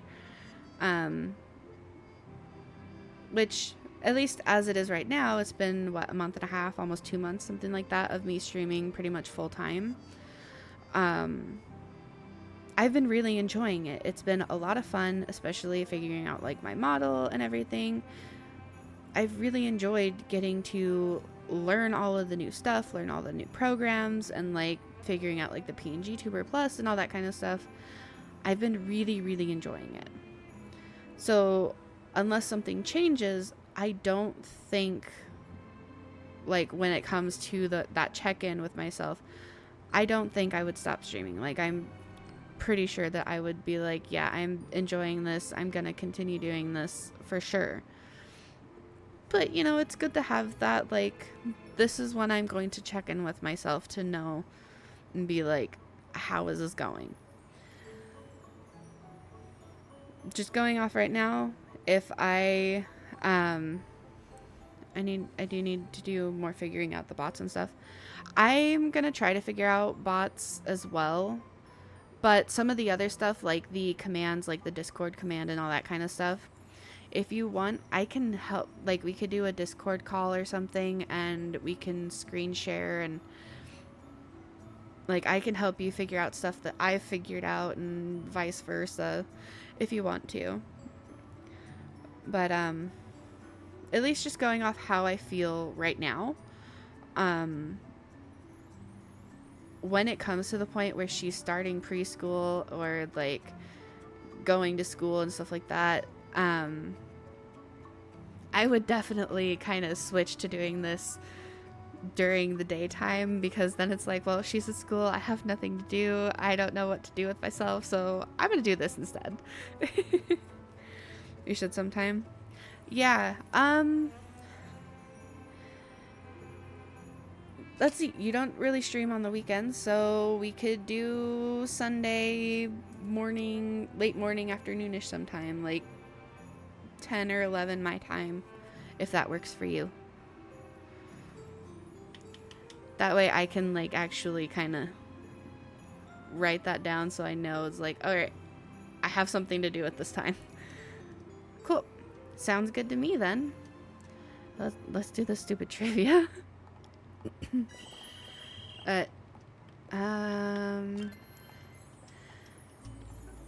Oh, this is gonna be hard to talk with this one. But yeah, at least as it is right now, I have been really enjoying this. Unless I get dragged to my parents' house by my kids. Understandable. Just let me know. Otherwise, I will plan for around then to get together with you to start figuring that kind of stuff out.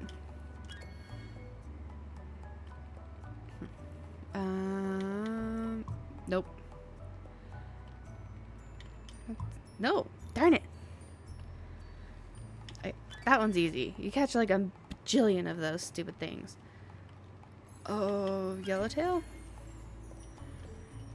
But these are such a pain in the butt. Cobia? Okay. Giant sea bass. Oh, tiger? Okay. Oh, I got that one right. Heck yeah! I was honestly expecting to fail that.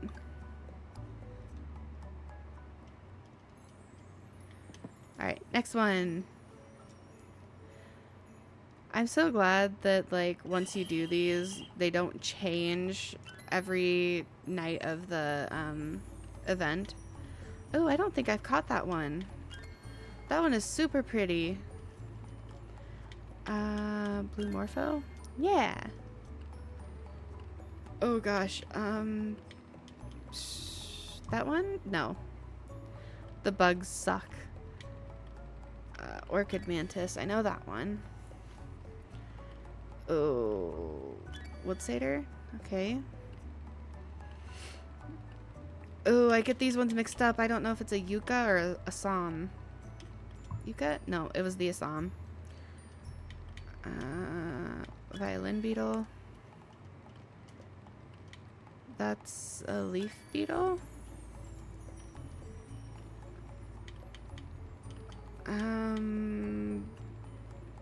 Nope. Dang it. Failed that one. Gotta try again.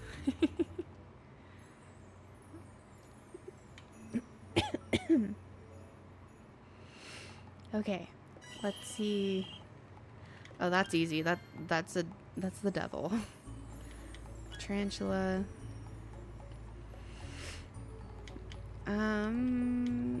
That one. Dragonfly. Banded one. That's A Harpalus? Oh, I don't know if it's a Harpalus. Nope, it was a soldier. Okay, that one I think is the Janetta. Polyphemus? Nope. This is the Polyphemus. Okay. That's... Nope. Darn it! I got to the same amount as I did the first time. Okay. Nope, I don't want to do the fish. Insect.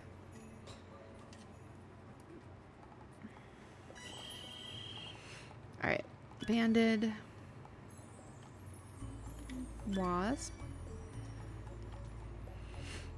Oh, green jumper? It's a centipede. Dragonfly.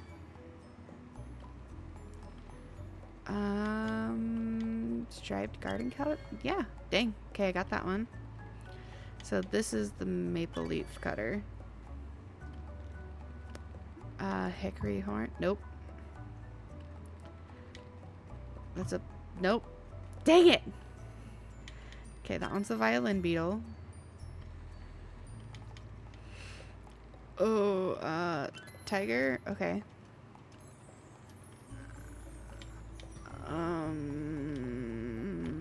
That one? Nope. I made it 1 point farther. Oh, that got me first. Good enough for me. Good luck when you do the fossils. Yeah, the fossils are going to be rude as hell.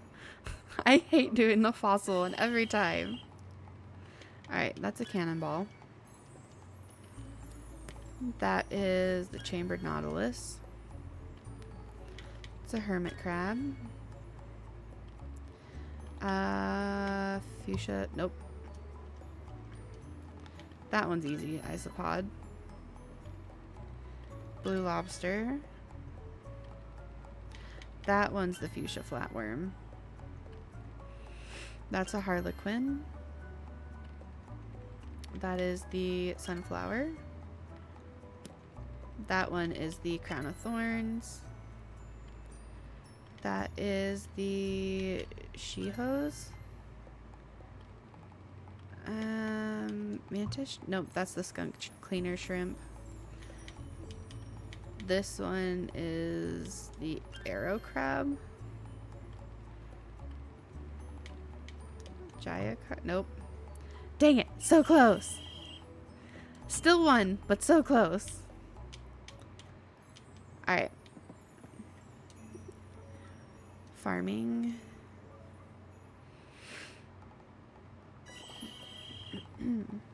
Pumpkin. That's orange. Wool. That's a white truffle. It's a potato. Sugar cane. That is blue dahlia. That was a hedgehog horse fake Coral Island fan. Well, excuse me. I don't memorize all of them. Oh, I got that one wrong. It's a red cabbage. I don't make it a like goal to memorize every little thing in this game. Oh, I think that was a large coffee bean. Tea leaf. It's an artichoke. And large gesha coffee bean. Yay! I got 15 of 15 in that one. Although that one's a lot easier than most of them. Foraging. I'm glad there's not like slight differences for different rarities and then you have to figure out what that is. Cockle? Ooh, nice. That was a guess. Gee, I wonder what that one is. Red sea urchin. That is a lotus. Green sea urchin. I don't know. Not that one. Nope, not a pansy. The flowers I have issues with. Murex. Murex. That's Brussels sprouts.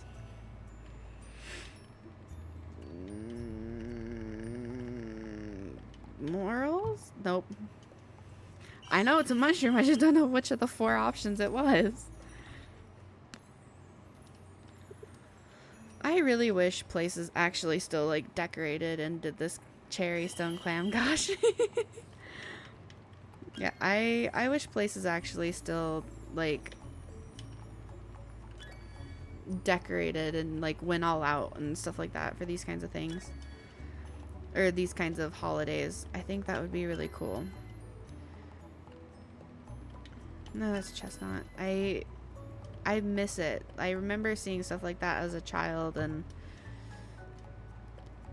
it's just not so pretty anymore. Nope, that was not it. Oh, that's Cosmo. Okay. That was definitely a guess because I did not realize there were different kinds of coconuts in this game. Nope. Didn't get that one. Darn it. So close.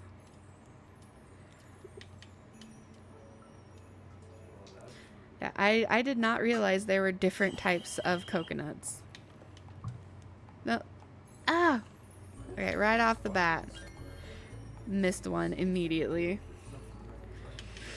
Lotus. That's wasabi. Wasabi. Queen. Nope.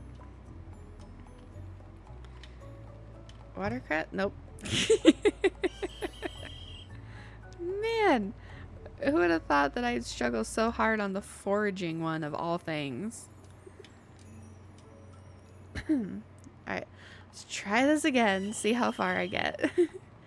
Okay, that's a hibiscus. That's just seaweed. It's a green sea urchin. That's a jepun. That's the green-lipped one. That is a heart urchin. Junonia? Nope. That one is a blue mussel.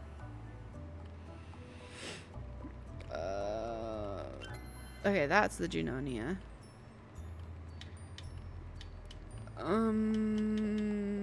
Mediterranean? Okay. Amber penshell. Okay, what? This is in... Nope. Alright, that's a steamer clam. I think that's kombu. Nope. But I think that was just... Yep. It was enough for me to win. I'll take it. Alright, artisan. It's probably going to be just as hard. Oh, okay. I don't think I ever realized that they did, the actual, like, the machines. That's white truffle. That's not the white truffle oil? Oh, okay. The label and stuff was different. Rude. Aged barley beer. Nope. How am I supposed to know what those are? Sake? Nope. I'm guessing that was maybe aged sake? What the heck? Oh my gosh. How many times am I gonna have to redo this one? Like, jeez. Okay, that's a fruit. What? Really? Okay, that was a goat cheese wheel. That's a large salted duck egg? No, it was a large century duck egg. Dang it! Why has this gotta be so hard? Large salted... Nope. Oh my gosh. Oh no! I'm doing even worse on this one. The fossils are gonna be horrendous if I'm doing this badly with everything else. Mason jar. That's compost. That's just a cheese wheel. That's honey. Oh, that's easy. That's glass. Duck mayonnaise? Nope. Oh gosh. Fermented cheese? That's tofu. That's barley beer. Okay, so that's just the salted one. So that's a... Is it... I think that's a large. No, is it... Was it a regular? Oh no. Slime of transmutation. Nope, that was the slime of replication. Gosh, dang it. Oh my god. I'm so close to it. What the heck?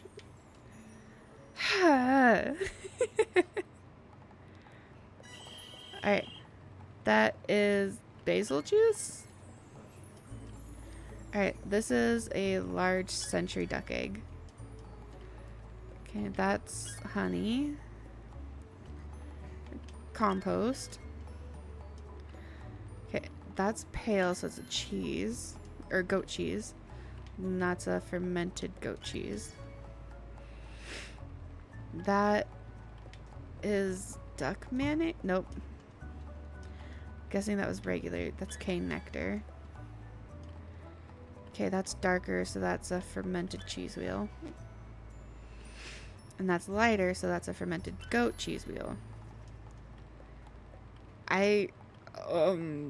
Aged geisha coffee, maybe? No. I don't think I've ever seen that one. That's nutty sap. Oh shit. Nope, not almond flour. Was that enough points? It was! I won! Heck yeah.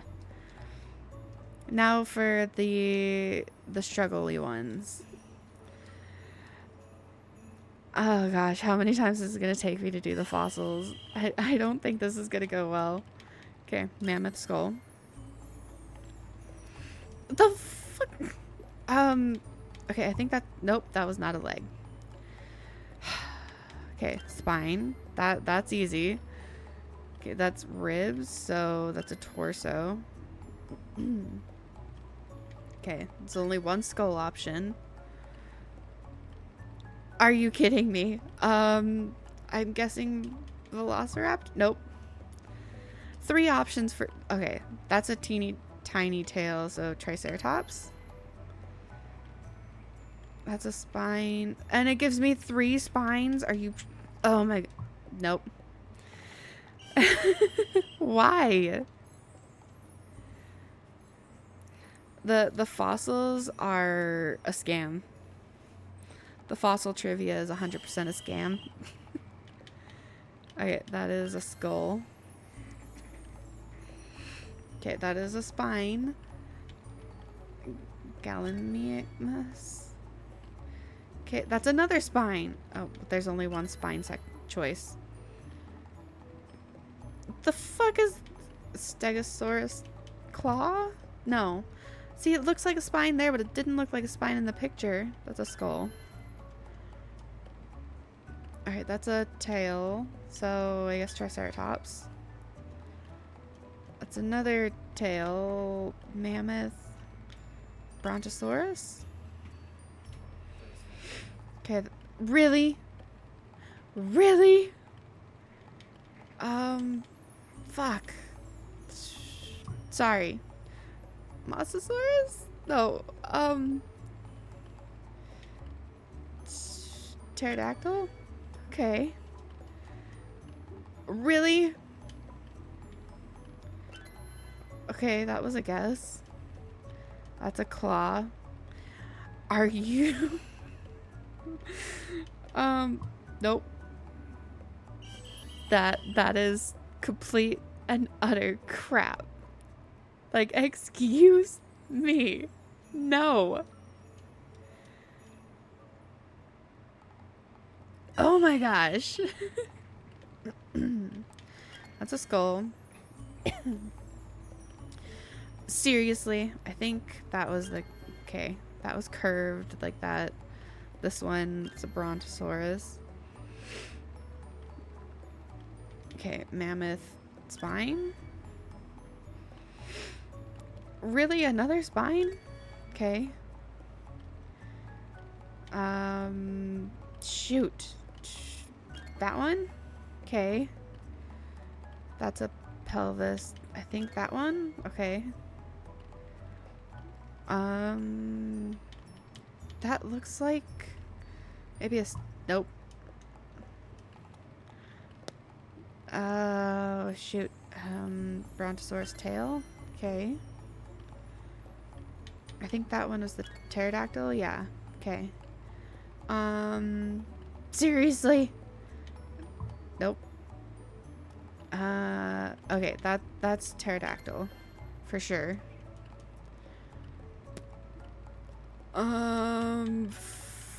Really? I don't know what any of these dinosaurs look like. Oh my god. I won though. I'm not doing that again. I don't need like a perfect score, because screw that.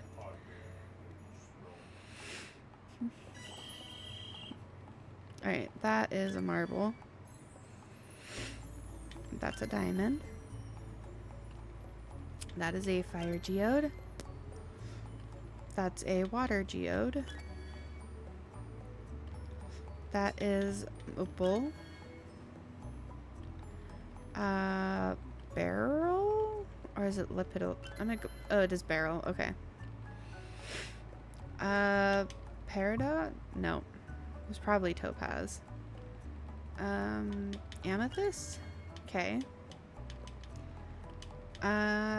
Jade maybe? Okay. Fire? No, I think black opal? No. That one's peridot. I think that one is serpentine.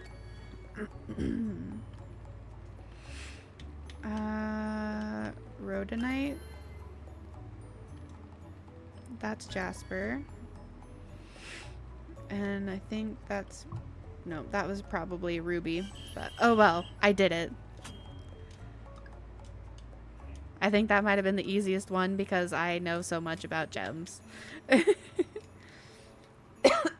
In game or not. Okay, that is a fork. That is a bonsai. A mask. That is a pearl chain. Crystal ball. That is a oversized spoon. Flying dragon teapot. That is a hammerstone. Bronze statue. Blue mask. Ancient map. That is a beaded necklace. Rusty spear. Nope. Alright, this is underwater tablet. And that's a ring holder. Okay, that was definitely the easiest one out of all of them. Like, dang. Alright, yep, that was the last one. Cool. Did all of the trivia. I just realized I don't have my hoe. Gotta go find it. Gosh darn it. I thought I was prepared. I was not. Dang it. It was taking its sweet time registering where I went again. Alright. Time for my hoe. Because I'm gonna need it.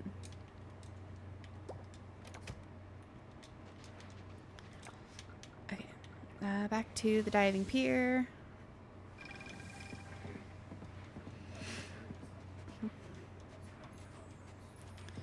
Okie dokie.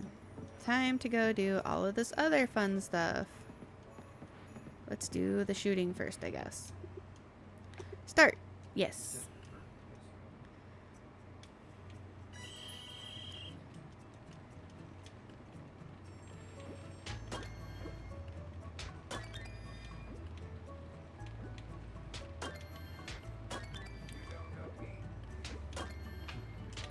No! Dang it. Missed the gold one.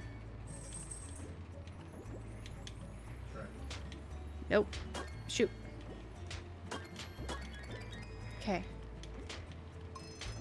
Oh, darn it.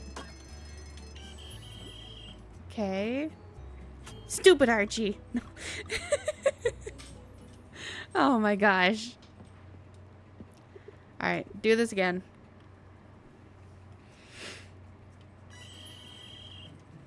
This child is the enemy.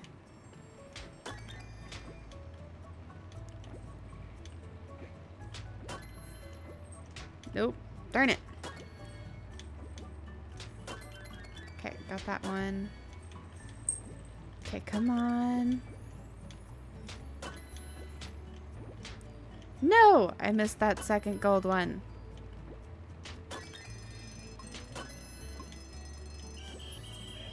Dang it! So close! Oh my gosh! Again! Eva fell asleep, but yes, Archie is the true villain. Well, thank you for letting me know. And yes, I agree. He is absolutely the true villain of this game. Freya, you're in my way, baby. Alright, there we go. Alright, no. Okay. Okay, come on, I can do this. Okay, come on. No! Dang it! Alright, I got enough points. Heck yeah. Alright, not gonna do that again. Okay, Freya, baby. You're in my way. Alright, let's see if I can get these goldfish.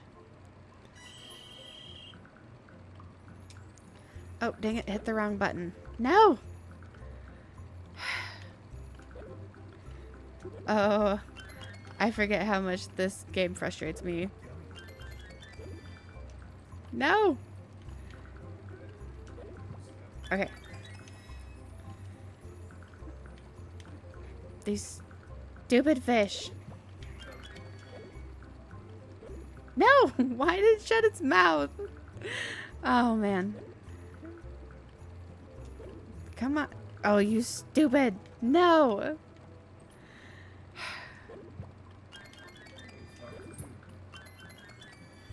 Gonna run out of time.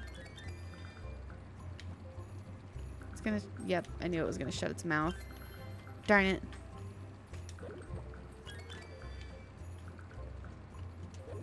Okay. Well, I guess that's better than nothing. Oh, it was so close! 1 point off. Oh. Okay. Okay, Freya, baby. Please move. No! Gosh darn it. Oh no! This stupid game. This is a kid's game. It shouldn't be so irritating. No, darn it. Missed my timing on that one.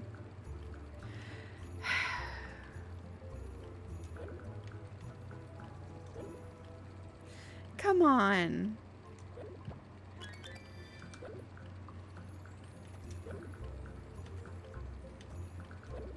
No.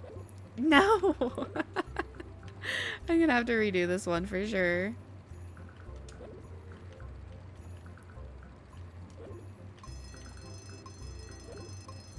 Oh my. Darn it. Alright, try again. I want the points.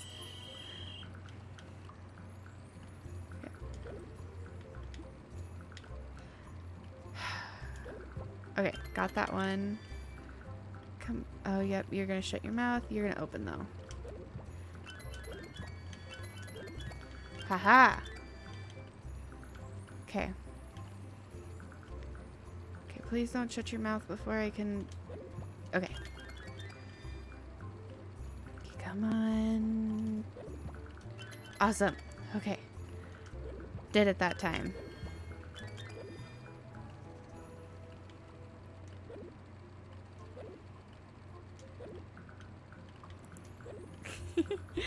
No, I can't catch any of the fish. Okay, there we go.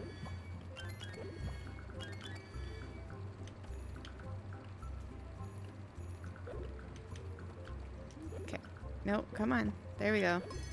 There's still time. There's still time to catch fishies. Time to just make that point score skyrocket. Alright. This one I can never do very well at, so I don't know if I will. Let's see. Maybe I will. No! He beat me. Alright, Freya, come on. You need to move, sweetie. Okay. Come on. I could do this.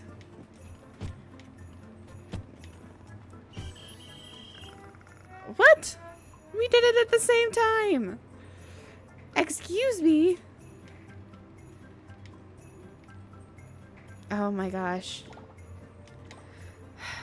Okay.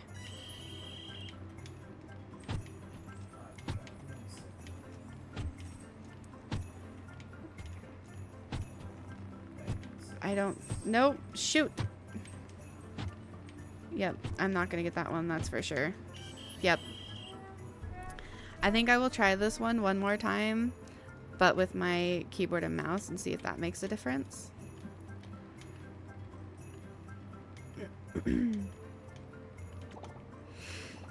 Because it might, possibly.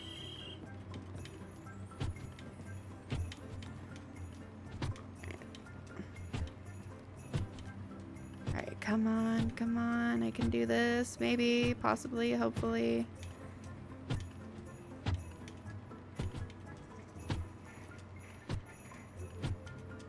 Okay, I did that one. Okay. I still lost overall. Wait, what? Okay, I'm gonna try that one more time, but with keyboard and mouse. And see if that makes any difference whatsoever. Okay, yes, start.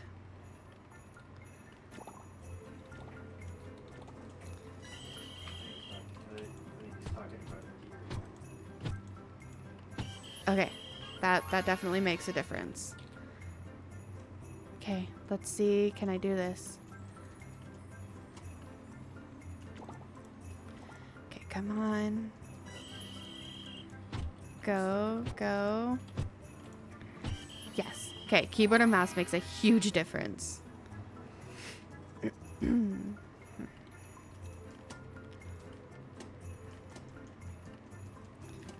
Okay, come on.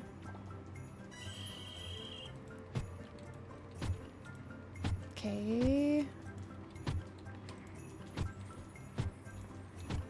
Haha. Perfect.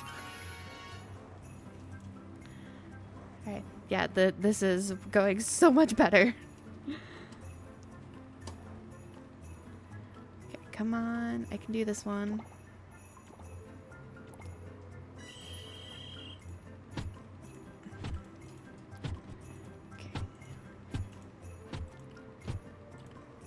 Oh, no.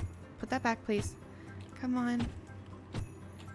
So close to having a perfect score. Did it. Heck yeah.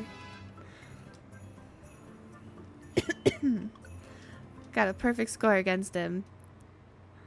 I don't think I've ever done that well on that game, but I've also never tried to do it with keyboard and mouse. I've only ever tried to do it with a controller. So the fact that I did so well makes me so happy. Alright, sure. Let's do that. Okay. Cool.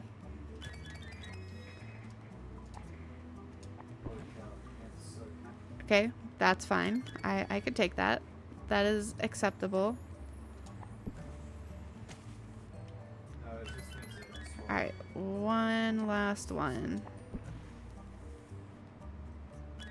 Still counts. Good enough for me.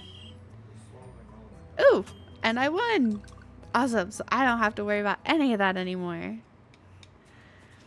And I think that was the last. Yeah, so Ben's shop, winter fair, trivia, minigame, curling minigame, matching, shooting, and magnet fishing. Cool. So I did all of the minigames. I don't have to worry about coming back to do any of those. I can just focus on all of the other stuff that I would need to do. Oh, and somehow I got 10,000 gold. Even better.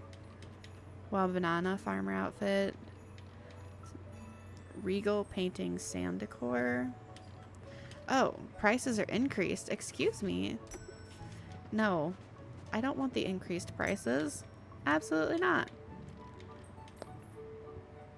I do need this for that quest with the one with the giants, though.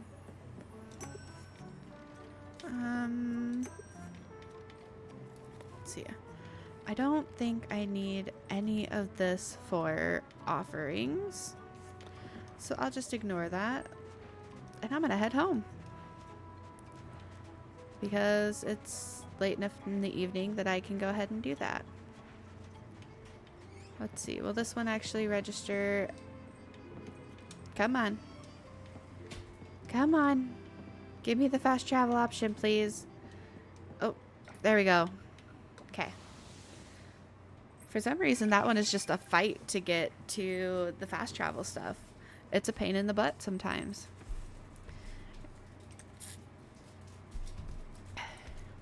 Okay. So go store the stuff that I don't need with me.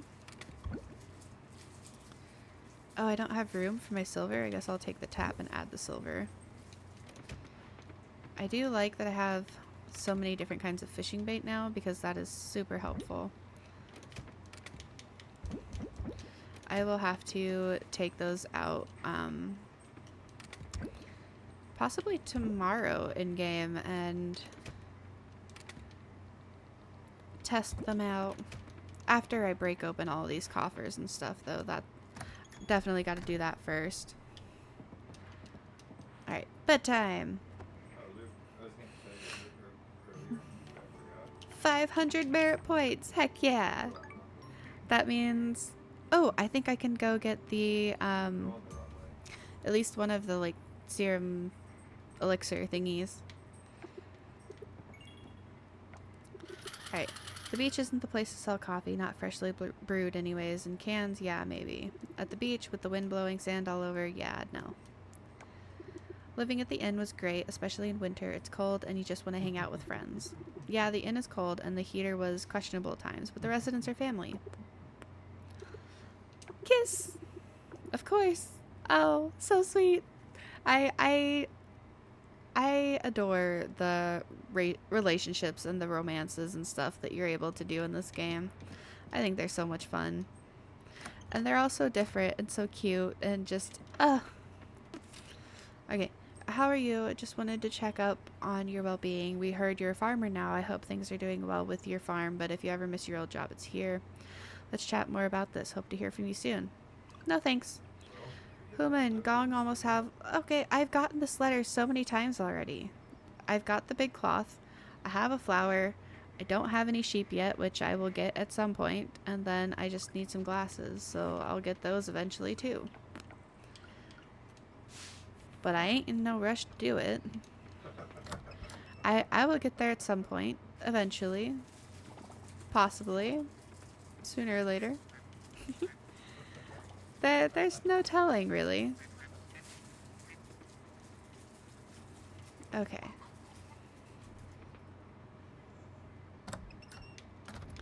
Alright, I need to go get my hair. Oh, wait. Quest. There we go. Claim that reward. Good times. Grab my mayonnaise. Alright. I don't... Excuse me. Oh wait, what's that? Yo, Eliora, I just invented this recipe. I call it wild mushroom polenta. You should try experimenting with it. Just don't use too many of those brown mushrooms, okay? Cool. Got a new recipe. Right, I wanted to go fishing, especially now that I've got that higher quality fishing bait. I'll go ahead and take all of it, honestly, because then I can just do everything. I can combine this one with this. And then, yeah, that's the large fishing bait, so I'll go ahead and switch to that first. And then since I have to kill some time before I can, actually, no, I don't have to kill time. I can go straight to the community center because that is open 24 hours a day. Yeah. That's something I just don't have to worry about. Now I can go get this elixir thing. I might be able to get 2 of them. I don't remember how much they cost. Alright, which do I have at 10? I've got mining at level 10, so I guess I could do that one first. Although I guess it doesn't really matter because it just gives me a point to all of them. Okay. Woo! Okay, mining. These are only 500 a piece. Oh, okay. Let's go fishing. Oh, she didn't eat it. What? Okay, and that didn't give me a point for fishing. Oh no. Can I not do it? Does it not register? It took the points. And the fishing elixir is gone. Oh no. What? Oh man. Okay. Well, I guess I will wait till the others are at level 10 before I try to do anything with that again. I don't want to... Oh wait, I can get an animal. Wait, no. I could also do crops. Oh no. Which do I want to do? Hold on. How much... Okay, these actually aren't expensive at all. Do I want to do the... Oh, which one do I want to do? I kind of want to adopt a kitty. So I'll do a cat bed. I can go do that. And then I can come back and adopt a kitty. Although it doesn't really matter what bed I choose because they're not locked to a specific kind of animal at all, which is really nice. But still, if I'm buying an animal themed bed, I might as well get the animal that it goes to. So I have a kitty bed, which means I'm gonna get a kitty. That just kind of makes sense. Question is which kitty, because there's so many of them and there's so many good options. I would ideally like to adopt all of them, but I don't know what the cap for adopting animals is. I guess I should probably find that out. Oh, okay. Bast, Frankie, Gary Kun, Kimba, Omar, Mr. Fluff, Malcolm, Kit Kat, Trinket, and then non-cat options. Oh, they're all such good options though. I don't know who to pick. Let's see. That one kind of reminds me of my cat, so maybe I'll do this one. And I'll just name it after my cat. Freya. Confirm. You've adopted Freya. She'll arrive at your farm tomorrow. Heck yeah. Now I have a little kitty cat. And I still... oh my gosh. Words. The store doesn't open until 9 a.m., so I've got some time to go fishing. Which I think I will go fishing off the docks over here. Over here. I always forget how to get down here sometimes. It takes me a second to be like, oh, wait a minute, I have to go this way. Oh, it's almost late enough that I can go get my fossils opened too. Well, I've got 5 pieces of large bait, so I think I should do the 5, go fishing 5 times and then do my fossils and buy my seeds. If I have time to buy more seeds. It's already the 18th, so there's only 10 more days left. Pufferfish, nice. Alright, 4 more, and then I should be good to move on and get my seeds and Oh, if I can. It all depends on how long it takes them to grow. But if I can't do that, I can always look into seed upgrades, because I don't know if... I can't remember if the gold takes like 10,000 or if it takes like 7 or 8,000. I guess I could look at that while I get my fossils cracked open. I don't know what number fish this is. I think this might be number 3. And of course it's a pink snapper, because why wouldn't it be? Yeah, that is number 3. Okay, 2 more fish. Hopefully I get something good. But I guess we will see what happens.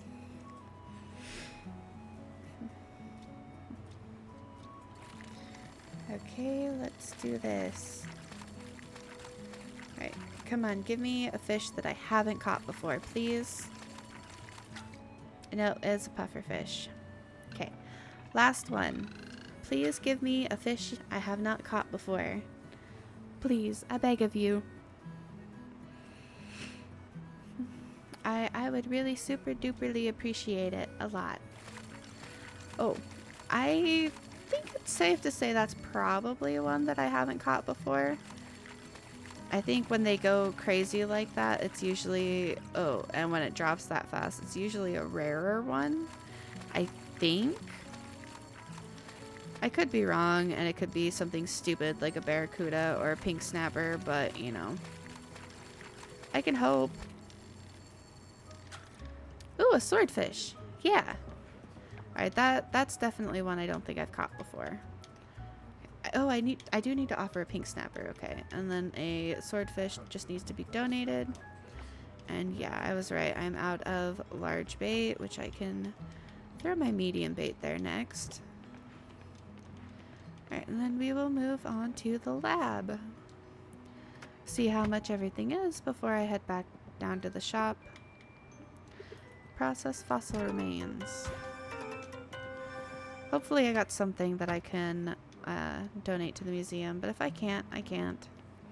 I can always use them as fuel for enchantments,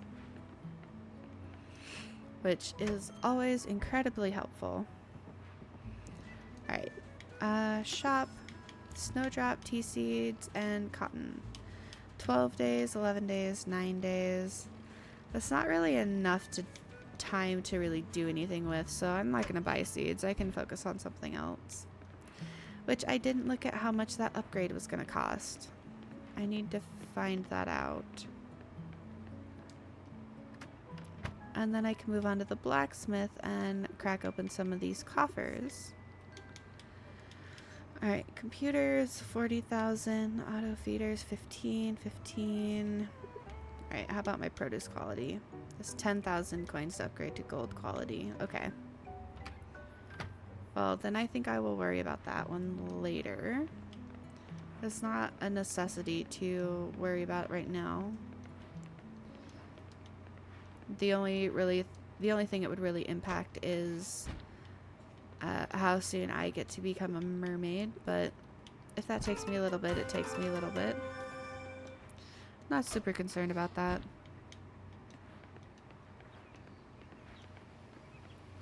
Alright, let's go see if I can offer anything first, because I know at least the pink snapper I can offer, but I'm not sure about anything else.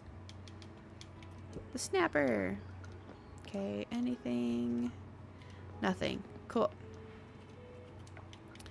Let's head to the museum, see if I can donate anything. I know at least there's, I think, 2 of the fish that I can donate.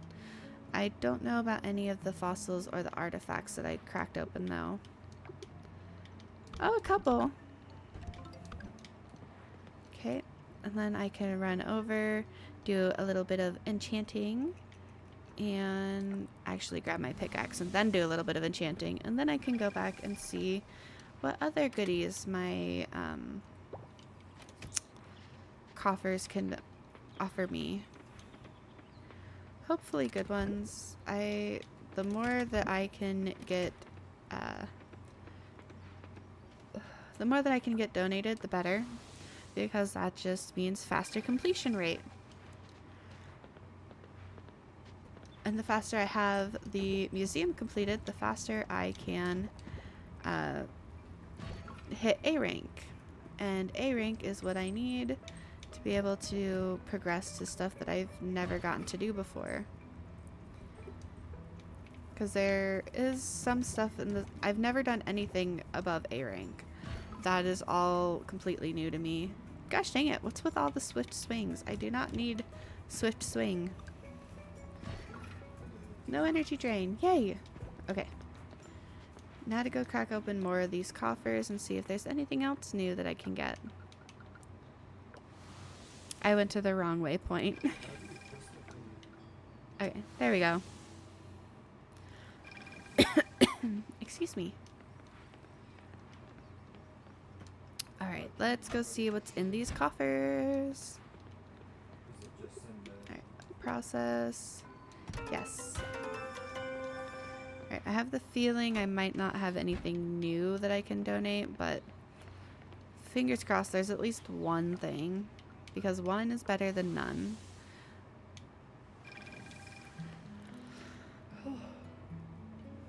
But either way, that is enchantment fodder, so I don't care that... Oh, yep. Not a single thing I can donate. That's the frustrating part about getting so far into how many things that you have, because I went to the wrong waypoint again. Once you hit that wall, it's just like you kind of have to start grinding and grinding and grinding for coffers and geodes and the I don't need the hit drop right now, and the fossil things. Definitely it becomes quite the grind to get to those, but you kind of have to complete the museum to be able to hit A rank, which is kind of frustrating because I know it didn't used to be that way.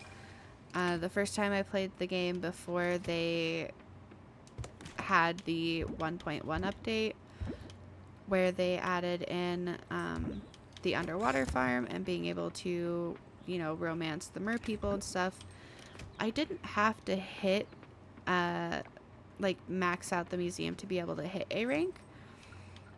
I was able to just, you know, do what I wanted. I think I got the museum maybe like 3/4 of the way done, something like that, before when I hit A rank. It's like there's a big difference between hitting like 3/4 of the way done and having it more or less 100% done to be able to hit that. And like, even if you don't have to fully hit 100%, you have to get really, really close to be able to get that final push into A rank. Which is kind of frustrating, but, you know, I understand it. Like, I understand the need and the reason for it, but I just want to get there, and I want to get there fast, so just let me skip some stuff. Unfortunately, that's not how that works. Hello, Freya. Baby, please, no. Freya, come on.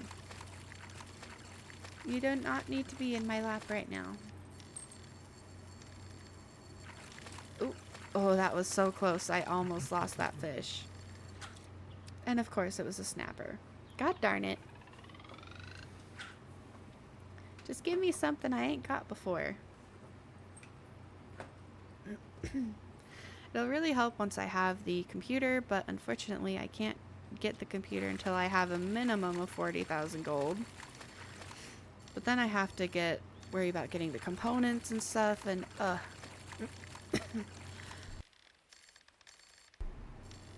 yeah, that is just such a pain in my butt. But I will get there. Slowly but surely I will. Rummage through the garbage. I can't wait till these other areas are open too.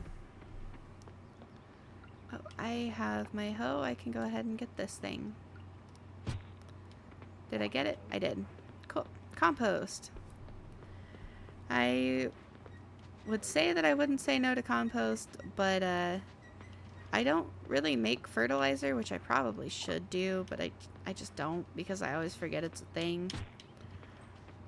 What do I need to make fertilizer, actually, now that I think about it? Compost, sap, and kelp. That's not as bad as I thought it was going to be. Uh-oh. Okay. Oh.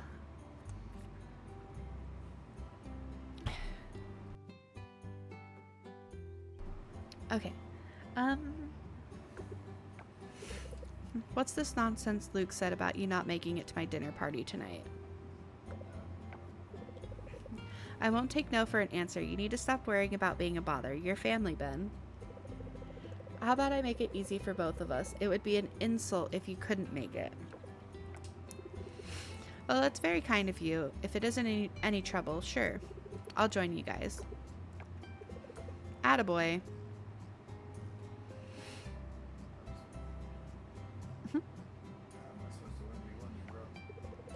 Now, where did you get this amazing lamp? I don't think I've ever seen anything like it. You better not charge a premium for that, Ben. It looks like it's been in the trash for a week. How rude. Luke, what's gotten into you? That was rude. But you're right, the lamp does look a little beat up. Some of the paint is missing and it has a funny smell. Will it wash off, dear? It's no longer for sale, folks. I don't know what to tell you. It was a rare find. It has character. With these things, you either see it or you don't. Well, we don't. Okay, mate, let's close up the caravan. I've got a pie in the oven. Okay. Hey, look who we have here.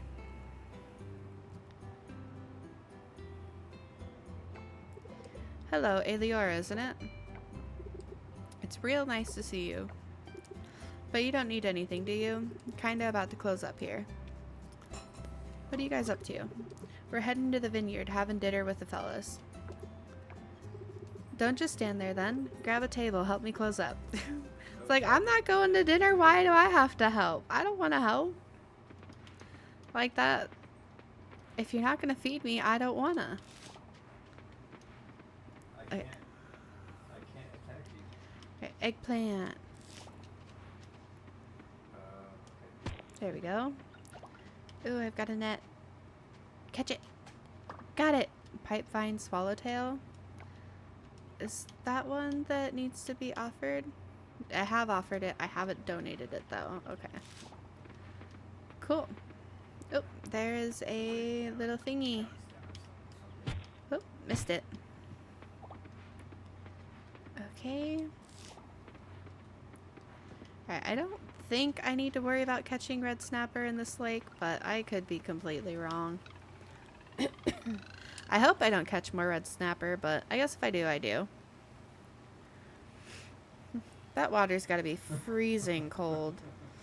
Like, possibly not like ocean cold, but like, it's gotta be freezing cold. I've done a polar bear plunge before, in the ocean specifically, and while fun and invigorating and like definitely wakes you up, it is, oh, it is painfully cold. But it's also so much fun. Like, I did it with a bunch of friends of mine, and it was so much laughing and like giggling and talking and just like, come on, you can do it. No, you do it. No, I can do it. And then it just finally gets to the point where me and one other girl were just like, you know what? Screw it. And we just dove, like, took off running, got like knee deep and just dove straight in. It was so much fun. Jesus Christ. But oh gosh, was it cold. Alright, so I don't need those.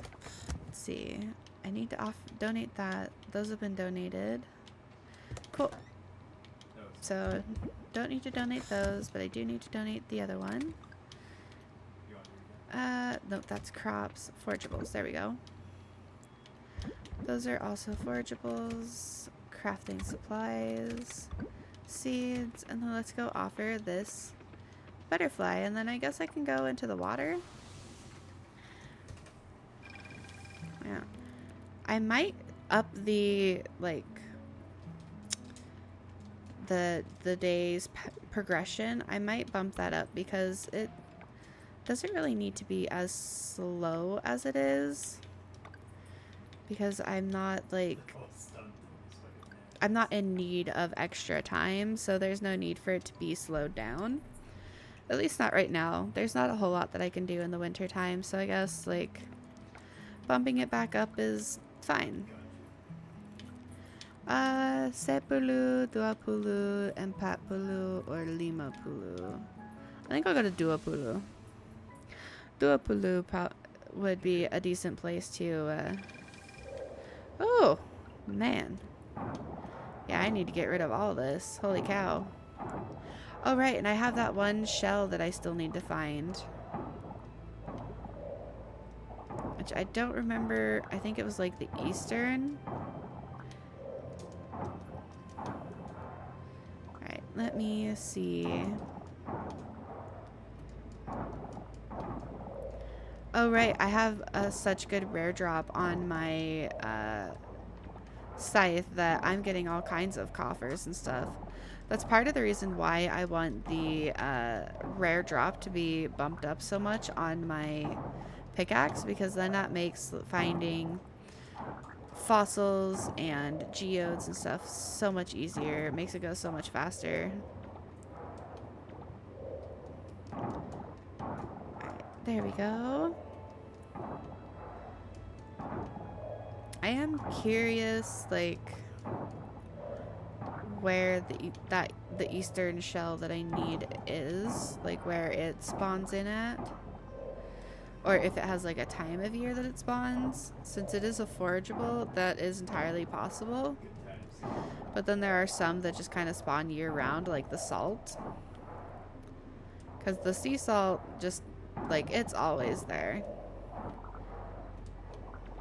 But I don't really want to pause to look it up because, like, I feel like I'm in a decent little groove, so I don't want to take that time to actually look it up at the moment. Maybe I'll have to do that another time and, like, make a note of it, so that way the next time I play, if I don't find it tonight, then I can go ahead and do that. I think that'd probably be a pretty decent idea, at least.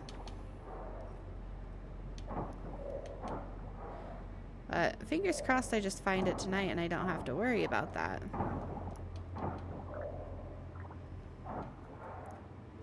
Ooh, that is a critter I don't think I've caught yet. Okay, come on, let me catch you. And caught! Brisson Kita starfish. Okay. That's definitely not one that I've caught. Do I need to offer it? No, but I do need to donate it. Cool. That's pretty easy. Definitely need all the silver kelp I can get, especially if I'm going to take the time to try and actually make, what's the word? Fertilizer. If I actually want to try to make some fertilizer, I'm going to need a lot of silver kelp essence, because if I'm going to make fertilizer, I'm going to want the better level fertilizers. So the gold fertilizer, like the second level one, takes silver kelp to craft it. But I always forget about fertilizer, because at least in the beginning of the game, it's like, this is a scam. Like, yes, it gives you, like, higher quality stuff, but it's also a lot of money. Like, it's not actually a scam, but it feels like it at the beginning of the game. It lures you in. It's just like, here, this will give you better quality crops, but half the money that you have to spend on crops is going to go straight to fertilizer. It's like, well, then I'm just going to buy the crops instead. because, like, yeah, I'll get a better return on the fertilized crops because I have a better chance of getting higher quality crops. In the beginning, you could only get so many crops with the money you have. Oh, come on. What the heck? There we go. It wasn't highlighting green. That's weird. Okay. But I knew it was, like, down where I could actually catch it. It's kind of funny that the random little glitches that happen in this game sometimes, because you really just never know what's gonna pop up here or there.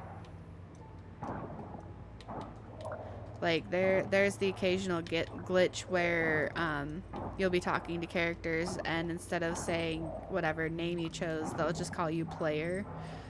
It's like, I don't think that was how it was supposed to be, because, like, I feel like being called player would be kind of insulting.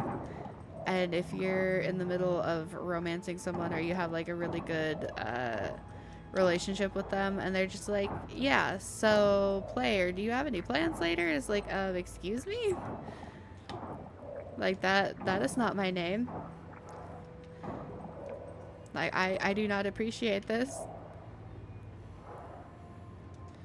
Okay.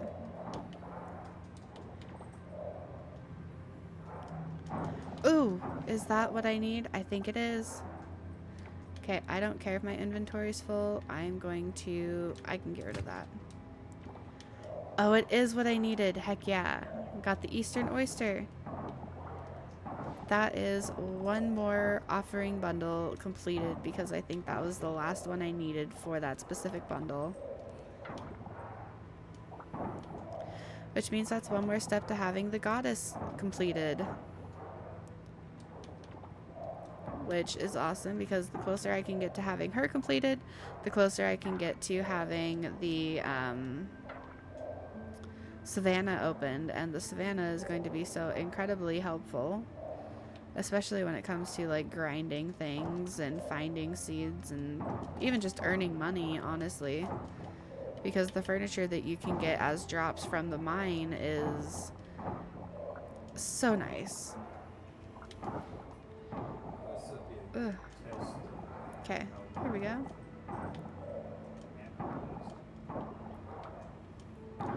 Alright, it's getting late enough. I think I could probably excuse me, head back to the surface in about an hour in game time. Yeah. I could do that, and then I can head to the goddess's, like, lake temple thing and make that offering. Yes, I know I'm low on stamina. You don't have to keep telling me. I am aware that this is a thing that is happening. Trust me, I'm not concerned. I will be fine. Alright, now time to head out of here. Actually, no, I said in about an hour, which that gives me like 10 more minutes. There we go. Yep, and that makes it an hour. So now I can leave, because then I'm actually sticking to what I said.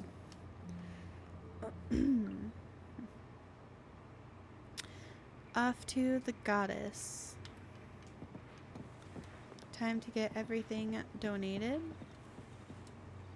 I say everything, but it's literally just the one thing, because I don't think I can actually donate anything else to the goddess. No, this altar? Yep. Ocean loot. Unlocks the dehydrator. Heck yeah. Oh, that is so helpful. Alright, now I can start making other goodies to sell. Alright, no. Ocean forageables. Holy shit, that one hurt. There we go. That's also an ocean forageable. Crafting supplies. Alright, and then I can stick my dehydrator down here. Try and get everything all lined up quite nicely. I definitely still need to like rearrange and reorganize and actually, decorate my farm nicely. But, that time will come eventually. Head to bed because I can donate that starfish later. So no need for me to risk it. Merit points, +1 elixir. Cool. Hopefully the tea leaves are done, or at least close to done. They've been sitting at the same stage for a while now. Ooh, I have the deep... Okay. Excuse me. I have this area unlocked, so I wonder if... Will that give me any... Please give me some hardwood. Knock, knock. Oh! Freya! Good morning, Aeliora. The shelter was swamped this morning, so we're pitching in by bringing this little one over for you. Look who's here to join the family. My kitty! Yay! Okay, this little one has been eager to explore its new home. This one looks so similar to my kitty Freya that it makes me so happy. It just needs a little bit more white, I think. Like, it doesn't have socks like my kitty does, and then mine has a little bit of white going up the front of her nose and down her chin. But otherwise, they look pretty close. Building trust and love with your pet is a beautiful journey. Treasure it. It's so cute. They're now part of your family. Take good care. Me and my spouse have finally adopted a kitty. We have our first child. Freya is now part of your family. Festival. I don't need to worry about the festival. Alright. Let me say hi to my kitty. Freya looks happy today. It's so cute. Okay. How about you, Raj? You've got a pet now? That's so cool. Bring them by the cafe sometimes. I'd love to meet them. I love how he says that when we are literally... How they say that when we are literally married and they live with me now. So Freya is also their cat too. Like, excuse me. I'm not too worried about how much the coffee shop makes. Creating the perfect cup of coffee is where my mind is. Each individual cup. Yeah, every one is special. Slipped on the ice right outside the shop this morning. Oh, I didn't spill my coffee. Yeah, no. Now that would have been a tragedy. That's funny. Oh, the kisses. I love that we could actually kiss and do stuff like that. And apparently Freya is happy to see it too. This cat is just as much of a weirdo as my cat is. That's great. Okay. Ooh, I can harvest some of the tea leaves. Heck yes.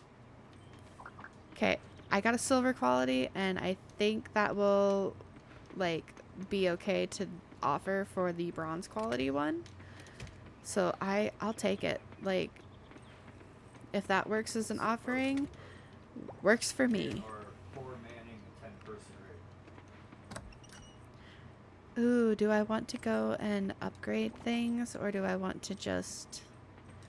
I kind of want to save the money because spring is coming up. It's only 9 days away. So it'd probably be better to save my 10,000 coins right now so that I can actually buy a decent amount of crops come, you know, spring. But I don't know. Like, that's probably the better way to go about it. Ooh, I could make some tea. Might as well. Make green tea, and I can't put it in there. Okay. I'll do that. I'll make a little bit of tea. Alright, let's head up and offer this tea leaf. Get this bundle completed so I don't, or before I accidentally sell the tea leaf, because that's why my spring and summer aren't completed, because I screwed up and sold them. But those are the only 2 I have left, and this entire altar will be done, and I will have my greenhouse. Okay, I think I have some fossils on me, so I can go ahead and get those cracked open. Yeah, I do. Just a few, but it's better than none. Alright, process fossils. Go get these donated.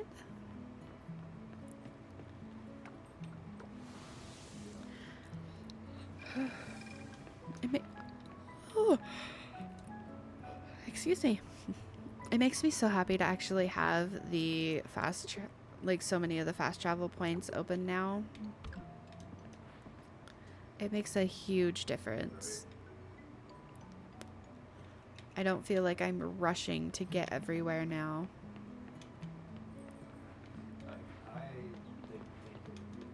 Take my time getting up here. And now the blacksmith is open and I can crack open some of these coffers. Holy cow, I did not...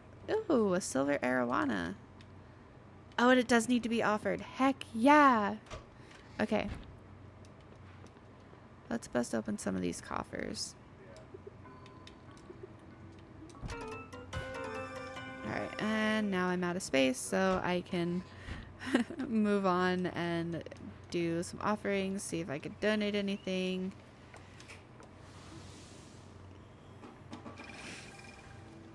I can't believe I found a silver arowana in a garbage can of all places. Okay, museum, see if I could donate anything.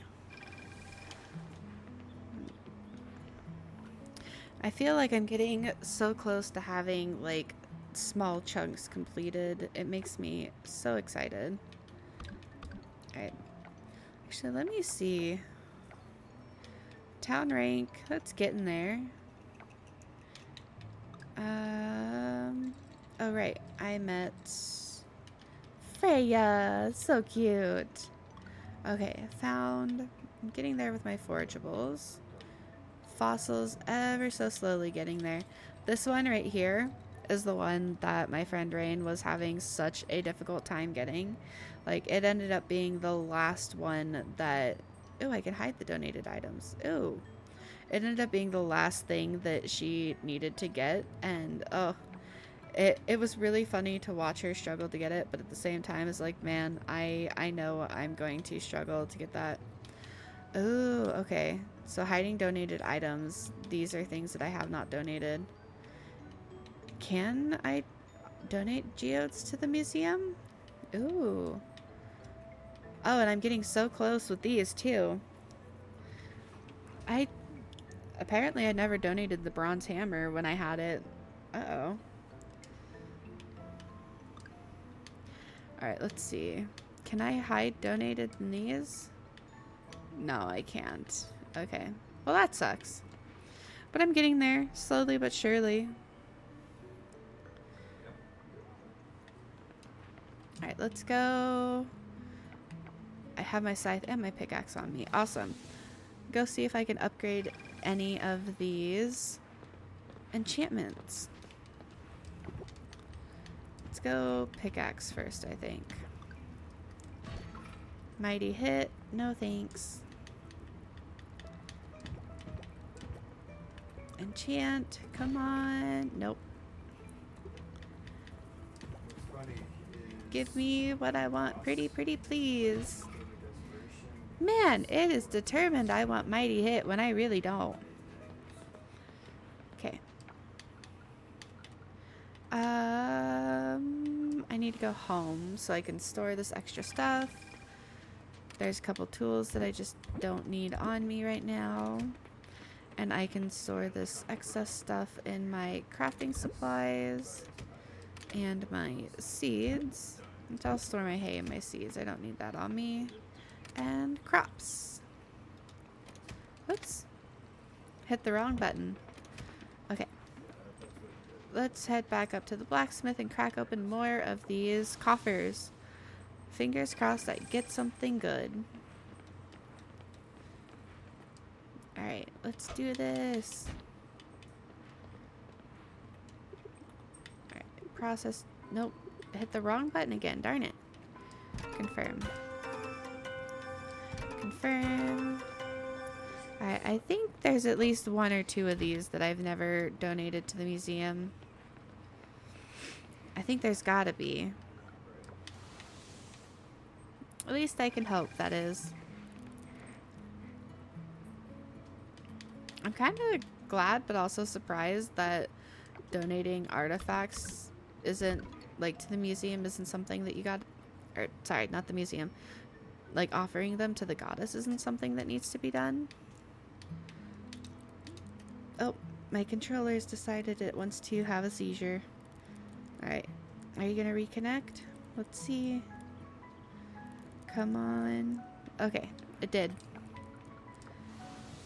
Sometimes when it reconnects, or when it does that, it won't reconnect. And when it does that, I have to switch to keyboard and mouse, which unfortunately my hands are bugging me enough. If I had to do that tonight, I would probably have to end stream, which would really suck because I'm really enjoying this and I've still got about another hour or so. What is with all these mighty hits? I do not want mighty hit.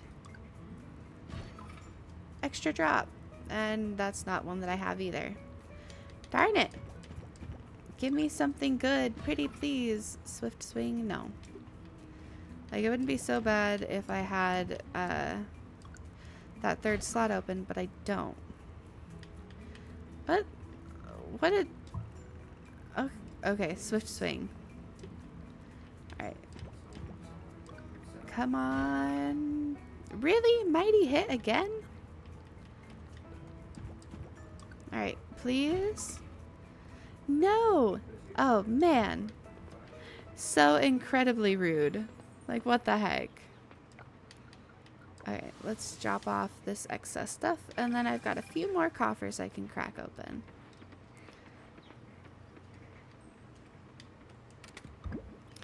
It is very nice, though, that,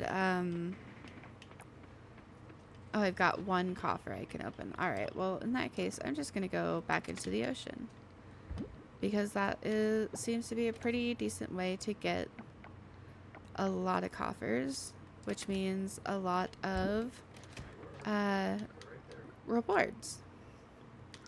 Let's go back to Duapulu. I'll go into the cave this time, though. Because then it's just nothing but garbage, garbage, garbage. Grinding, grinding, grinding. Okay, here we go. Wonder how many coffers I'm going to end up with by the end of this. Like, by the time I either run out of stamina or I call it quits. Or I run out of time. Like, which of those is going to happen first? I'm going to say probably the stamina. I'll probably definitely run out of stamina before anything else. But it will definitely be interesting to see how many coffers and fossils and stuff I end up with by the end. Because I just have the rare drop at 160%, which I think the max, so like the gold level, is 200%. Something like that. But it makes such a huge difference having it. Like, you find tons more of everything without, like, than you do without it.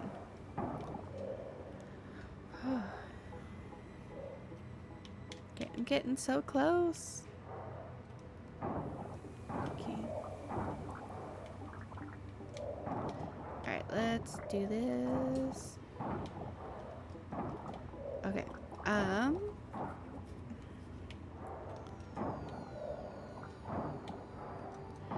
How much more is this gonna take?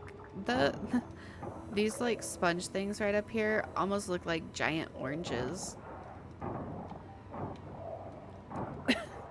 I know they're supposed to be like some sort of like sea sponge, like sea coral or something like that, but they look just like giant oranges just sitting there on the ground.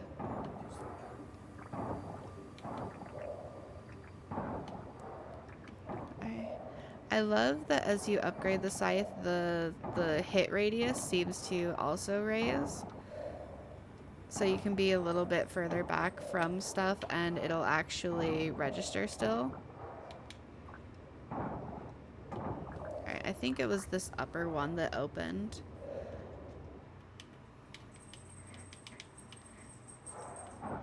Yep, it was. Oh, shimmering copper. Nice.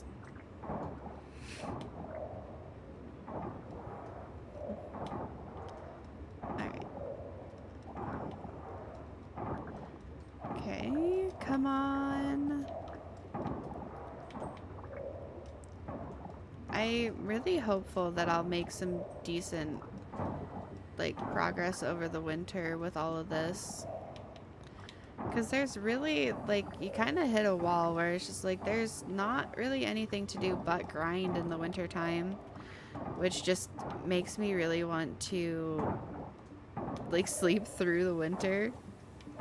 At least where it's at right now. Like, the next winter won't be so bad because I have the seeds unlocked now, so I'll be able to actually plant a ton of crops and stuff first thing in the winter, and I'll be able to work on and maintain those as well, which at least kind of gives me something to do and something to look forward to.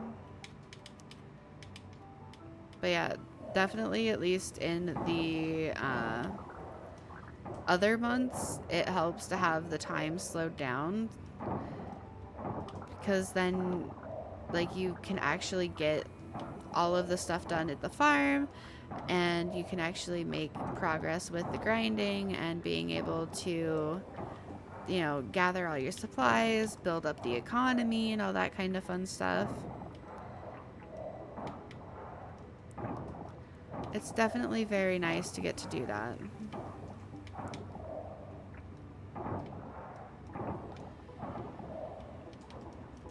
Oh yeah, the winter time, it's mainly just like, oh, you could spend time in the ocean, you could spend time in the mines, but that you could also spend time fishing. But if you don't have the computer and the, like, tracking chips, it kind of, unless you want to look everything up, it's gonna be hard to actually, you know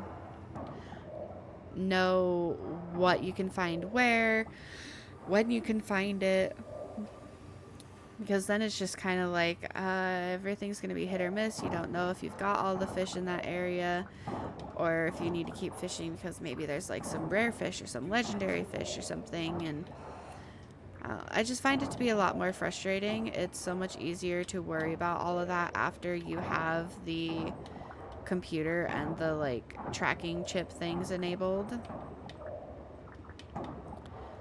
I at least find it way easier when it's like that. But I know that everyone has their own thoughts and opinions and their own ways of doing things.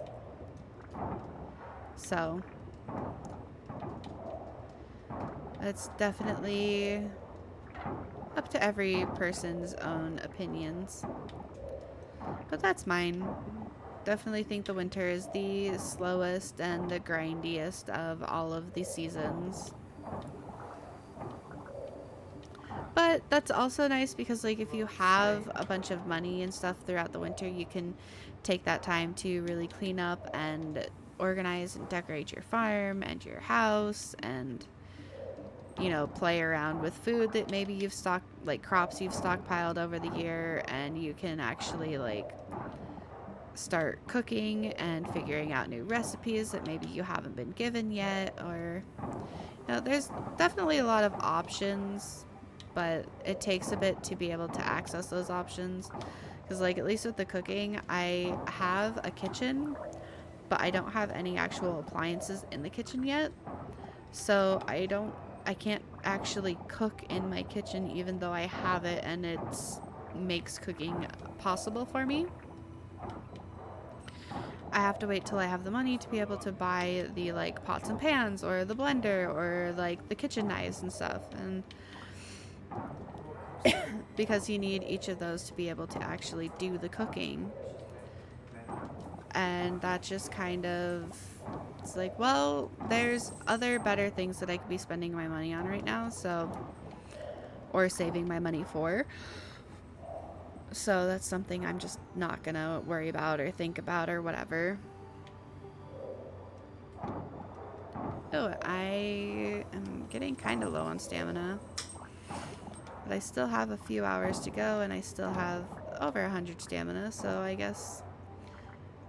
think I'm still gonna run out of stamina first, but there's still that possibility that I'll just run out of time first. But I think they're pretty close at the moment, like fairly neck and neck with each other.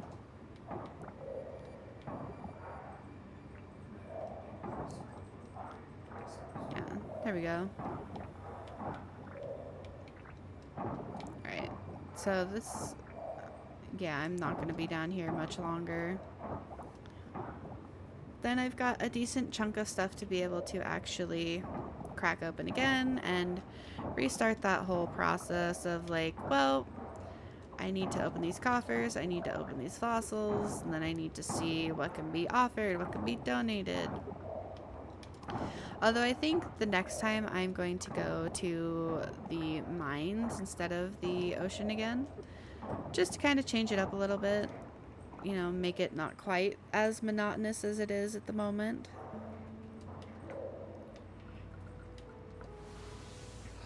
Which will help so much because the monotony can be kind of intense sometimes. Alright, crafting supplies, seeds. Oh, I've got excess garbage that, actually no, I could just sell the garbage. I don't really need it. And I can always get more. There's more than enough garbage in the ocean for me to not have to worry about selling my several thousand pieces of garbage. Oh, Freya's happy today. So cute. Yay! I have a kitty. That's not too bad. Couple thousand pieces of garbage, you get 2,000 coins for it. Like, I would say that's pretty good. Another, okay. I was gonna say, it's like, wait, another cutscene? Oh, it is itchy. Itchy, itchy, itchy. There we go. The best advice I've ever received. Every morning, look in the mirror and be able to say, yeah, I like that person staring back at me. That's what living's all about. Babe. Slip into something that makes you feel like $1,000,000. Every day's a fresh start, a new runway. Living at the inn was an experience, especially during winter. It got pretty cold. It's so cozy and warm here with you, babe. To be honest, anywhere with you is warm and cozy. Oh, that's so cute. So cute. Okay. Do my daily kiss. Which, has his, like, relationship with me gone up at all? Because, like, I know he's in sorry, they. I keep saying he, but he's non-binary. Alright, ooh.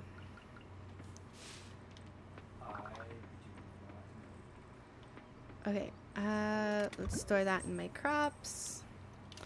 And then I have that single tea leaf, which I can actually just make into tea. Okay, tea. Let's do that. I don't have an aging barrel. I don't know if I can make aged tea. That would be interesting to test and see if I can. Because, like, I know you can make, like, aged beer and stuff like that. Yeah, I'll go ahead and sell those. Why not? I don't particularly need them with me right now. Alright, let's see. Where did I stick my wheat? Seeds? Yep, there it is. My hay. Sorry, not my wheat, my hay.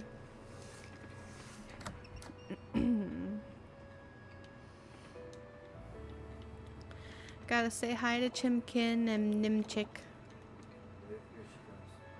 Chimkin and... yeah, Chimkin and Nick Mick. And then Puck and Dick.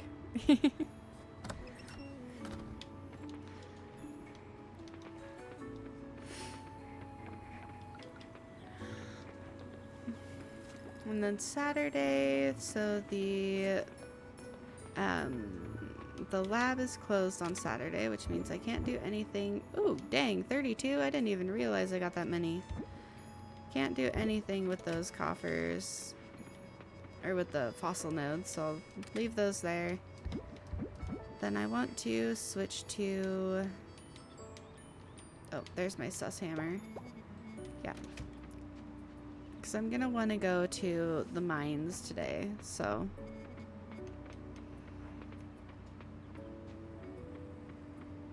We'll definitely do that after I deal with all the coffers that I have, because apparently I've got 55 of them. Like, holy crap. That is so many. But hopefully that means... Oh, excuse me. Hopefully that means I'll get something new.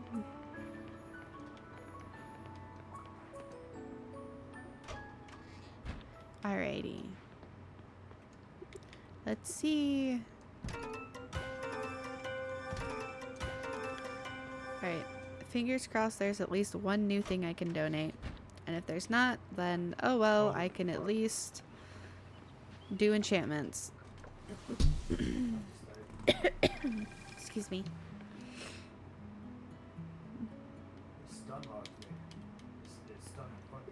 Donate. There is a single thing I can donate. Alright, how close am I getting to the artifacts? Artifacts, hide donated. 1, 2, 3, 4, 5, 6, 7, 8. I only have 8 things left to find to donate. Man, my artifacts are getting so close. Gosh darn it, excuse me. Alright. Let's see what enchantments I can reject on my pickaxe this time.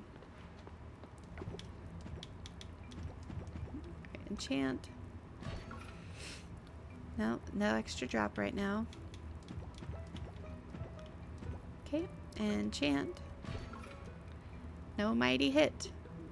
Mighty hit is definitely got to be one of the more like easy to get things, that's for sure.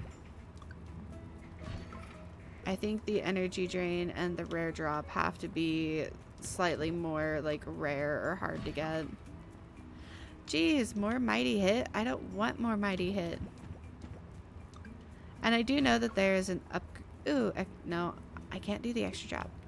There is an upgrade tab, but it is so much easier to... It costs less to upgrade things this way than it does to use the actual upgrade page. Because if you use the upgrade page, then it's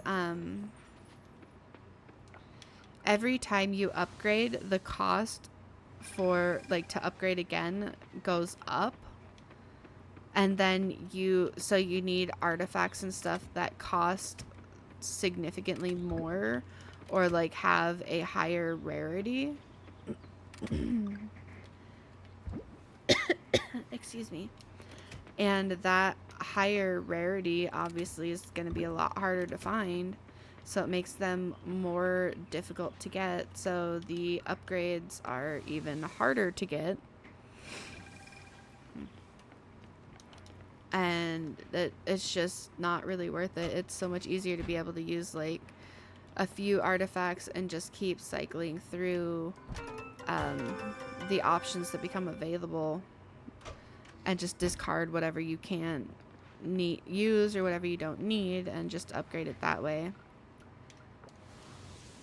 Like, it's a lot easier. It may not necessarily be cheaper in the long run because you are using a lot more artifacts, but it's easier. And honestly, sometimes easier is better. Especially since I don't really know like what like, I'd probably have to look up what artifacts would be the best to use. And that's just a huge pain in the butt that I don't want to worry about. Swift swing. Okay, come on, please. It was another swift swing. All right. And I don't have quite enough to upgrade again. Ain't nothing wrong with that. Okay, I do think I am gonna just go ahead and store these ones though. Crafting supplies, just store those there. I think I'm gonna go buy a few donuts and then I'm gonna head to the mines. That way I've got some sustenance, so if I end up running low on energy, I've got on stamina, I can have something to boost that back up with.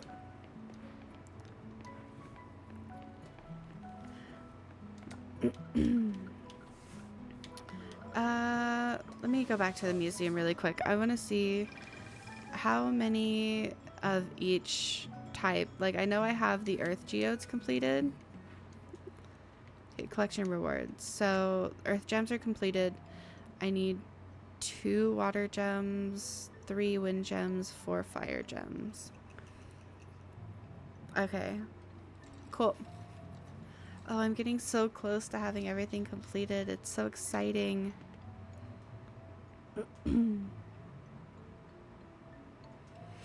Alright, so I think my goal of just like, my thought process of just continuing with the water mine is probably a pretty good idea. Since I still need 2 water gems, I think those will probably be found in water geodes. At least I would assume they would be found in water geodes. Those or mystery geodes. Like, they could probably be found in mystery geodes too. I feel like any of the gems could probably be found in mystery geodes. Which I could be wrong, but like that seems like that feels right. Then again, I'm not an expert, so I have absolutely no idea. For certain, that is. Now I get to start the whole slowish process of just breaking rock after rock after rock. Thankfully, in the water mine, the majority of the rocks I can just break with 1 hit. And then there's those few that I can't.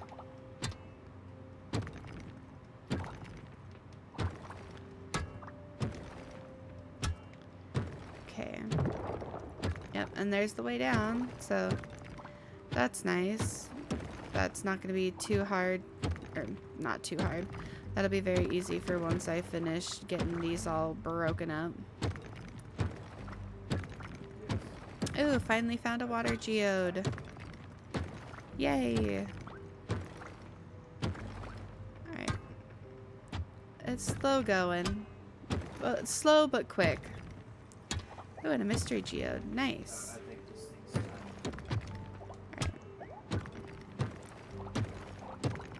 Alright, come on. Give me the good stuff, please.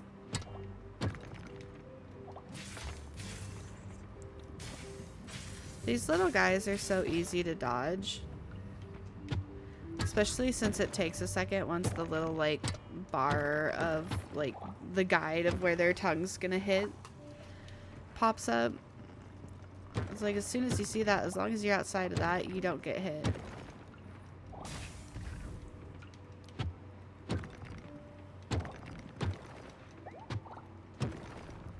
And that's it for this area. Nice. Next floor. Hey, we all made it that time. Okay.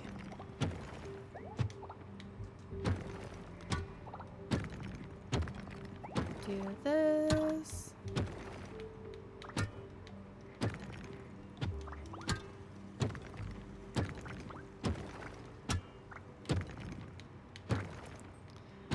Alright, come on. Give me some more geodes. Pretty, please.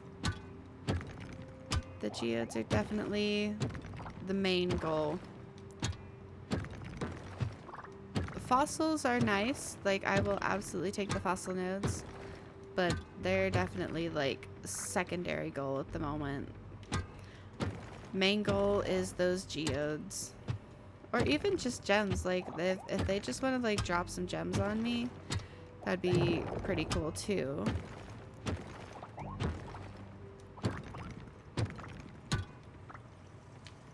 But, you know.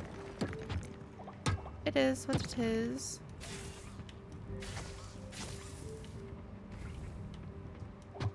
Here we go.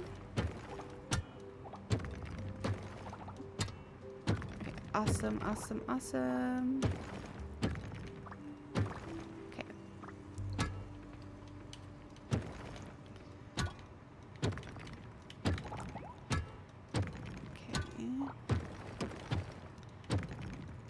Okay. The special like abilities and stuff that you get, like the rock domino and like the double ore and all that kind of stuff, is so helpful. Like, I really like that those are like little abilities that you can gain that they just have like this random percentage of actually working or not. And then the higher level you get, the more it seems like they work. Because then it's just like, oh, now I'm getting like free ore left and right practically because of the rare rocks and stuff like that. It's really nice. I'm so okay. Rock domino.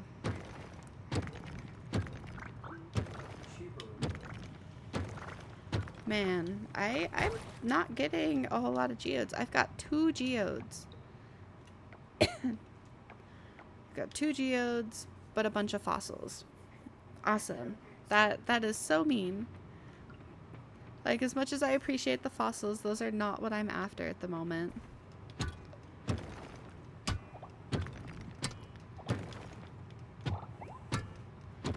Like, they're definitely not what I'm after for now.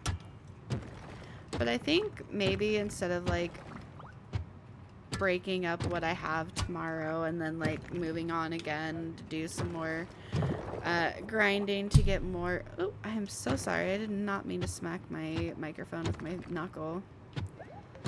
Oh gosh, dang it. Hit. Thank you.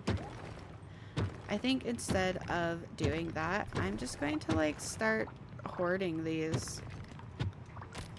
And once I've got a decent like horde of them, I will go and do them. Like I did in fact fall asleep. Well, welcome back. I hope you had a good nap. I have mostly been rambling to myself for the last like hour and a half or so. But that's okay. I'm getting better at just rambling about things and basically taking all of the internal gaming thoughts and bringing them to the outside. Just let that stream of consciousness flow. Yeah, it was very good. No husband was watching. Oh, well, that's good to know.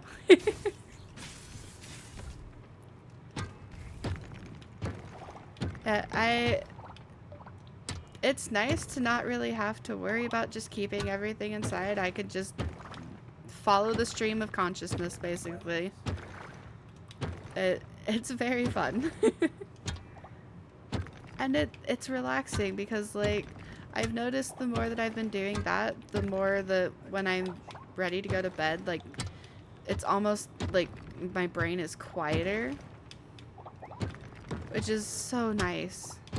Like, obviously, when I go to bed, I still have a lot of thoughts and end up just, like, basically writing stories in my brain. Almost maladaptive daydreaming, but also just to, like, try and go to sleep. But it's so much quieter letting all of those thoughts that I normally keep to the inside. I am specifically less drunk too. Yeah, you probably slept it all off, or at least a good chunk of it.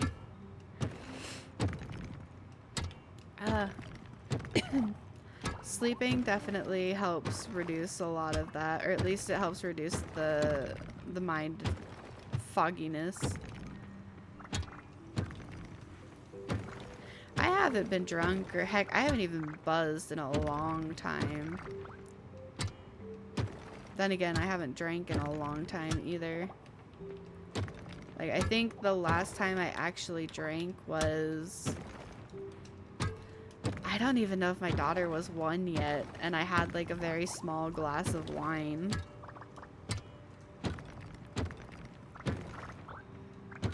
Which reminds me, I still have that same bottle of wine in my fridge right now. Does alcohol go bad? I don't think so, but like... I was really emotional today. So I needed it. Well, I'm sorry you were really, really emotional. I hope at least it helped. Really emotional days are rough. Wine will turn into vinegar. Interesting. I might have to taste the wine in my fridge at some point just to see if it still tastes good. Because the wine I've got in my fridge is a caramel apple white wine. It is so good. But also, I don't really drink at all, so... Alright,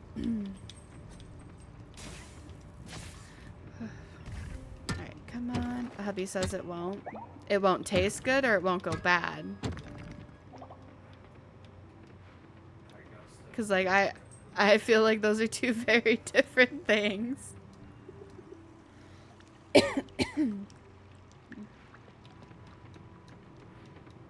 Because, yeah, I'm going to say, like, it won't taste good. Well, I guess I'll find out then. Because now I'm curious. Now it's like, I gotta go try it at some point. Just to see.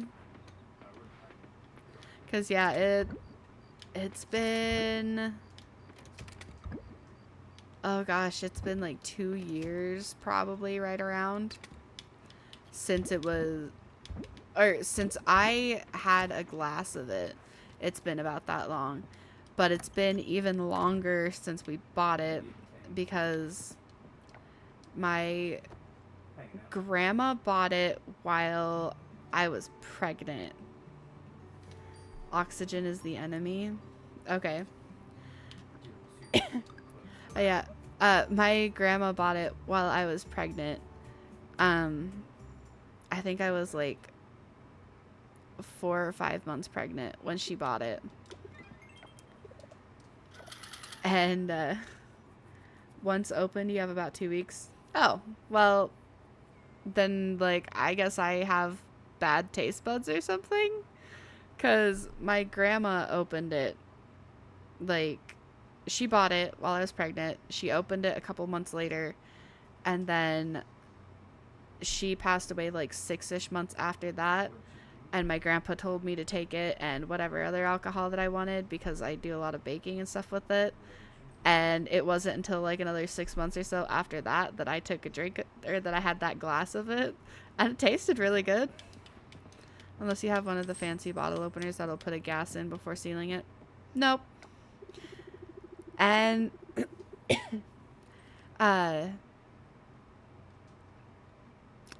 it has one of those corks that has like the plastic top that you can grab onto it and like pop it out.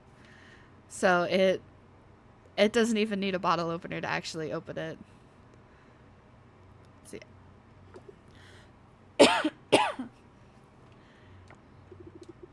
But, you know, that I'm genuinely curious, so I'll have to let you know if it actually tastes the same or not. Because, like, tasted it like one of those, like, a couple drops on my tongue to taste it when we got the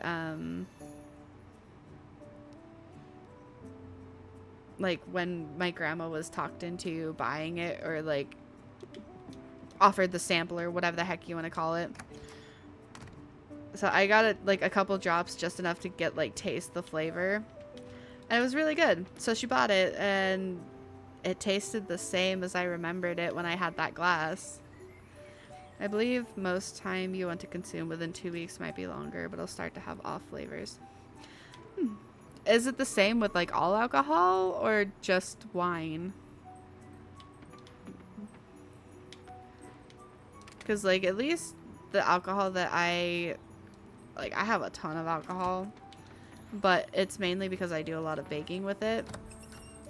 But the baking that I do is only a couple times a year, so it all tastes the same whenever I use it.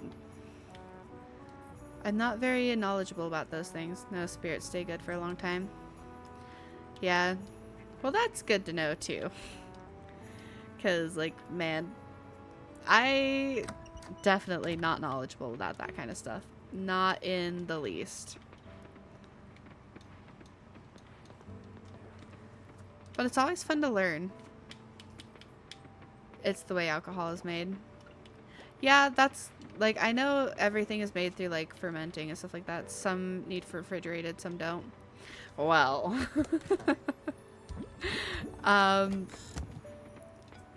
Most of the alcohols that I have are, I want to say, like, basic stuff. Like, I've got, like, a couple different whiskeys, a couple different rums. I nerded out on brewing and distilling. There's nothing wrong with that. Like, I appreciate it, because then I can ask questions like this and have someone who actually knows about that kind of stuff answer. But, yeah, most of what I have, like I said, is like whiskeys, rums. I might have some vodkas. I've got like brandy and like orange liqueur, and it's mostly stuff like that I have. Because again, I do a lot of baking with it. Those will last forever. That's good to know. Yeah, the baking is a lot of fun, and a lot of them work really well with a lot of the flavors that I do. So even if I run out of a bottle, it's like, I'm probably not going to be baking again until like next year or whatever, but I don't know if I'm going to need, like, I don't know when that like baking spree itch is going to hit me. So I gotta, ones with cream should be refrigerated. Yeah, I learned that one the hard way.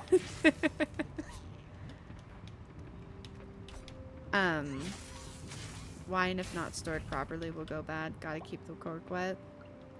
Interesting. Yeah, see,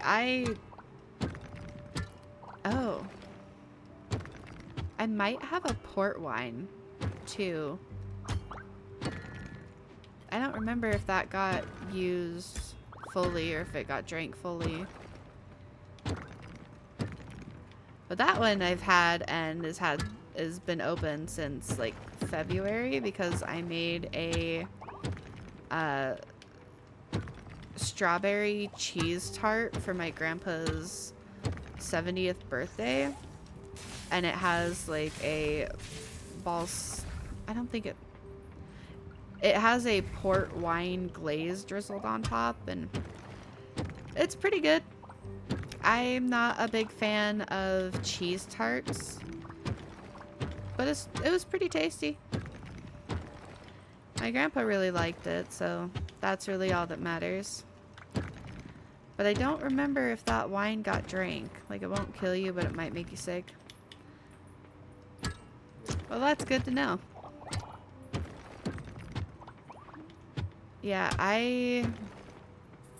none of that is stuff that I've ever thought of with alcohol, because, like, as my brain was just like, alcohol is like a fermenting thing that it is basically supposed to get better with age. So like, if it sits, it should be fine.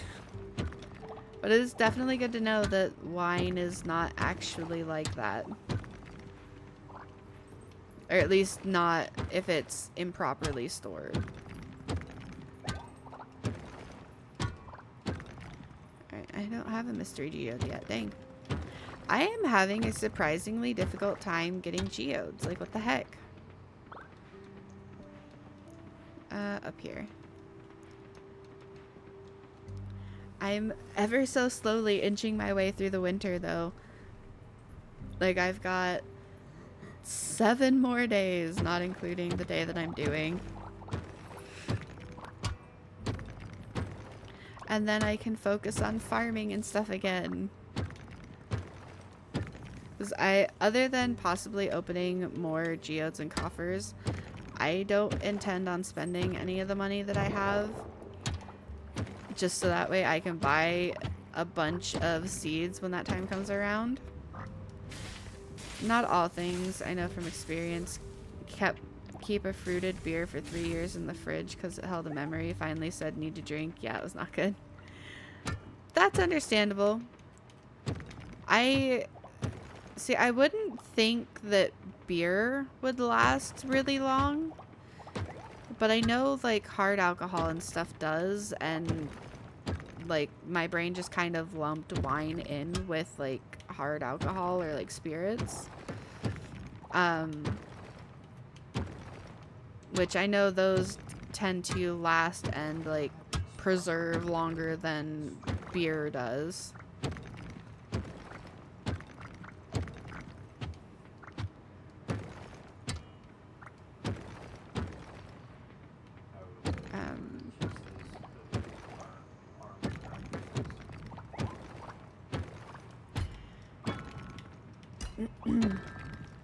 I'm guessing mead would probably be pretty similar, like upkeep wise to like just regular wine as well. Like we don't have any of that in the fridge anymore because like when we have mead, he tends to go through it pretty quickly. Because that's one of the alcohols that he really, really enjoys. But again, these are all things that I've never really thought of or considered before. Spirits, you boil off the alcohol and catch it as it has a lower boiling point.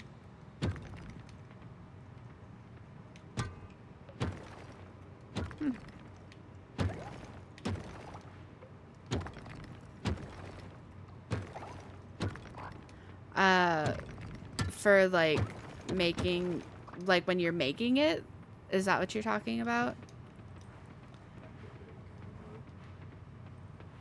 Because like half the stuff that at least with cooking with it, I don't tend to end up cooking the alcohol at all. So whatever I make that has alcohol in it, it is going to have alcohol in it.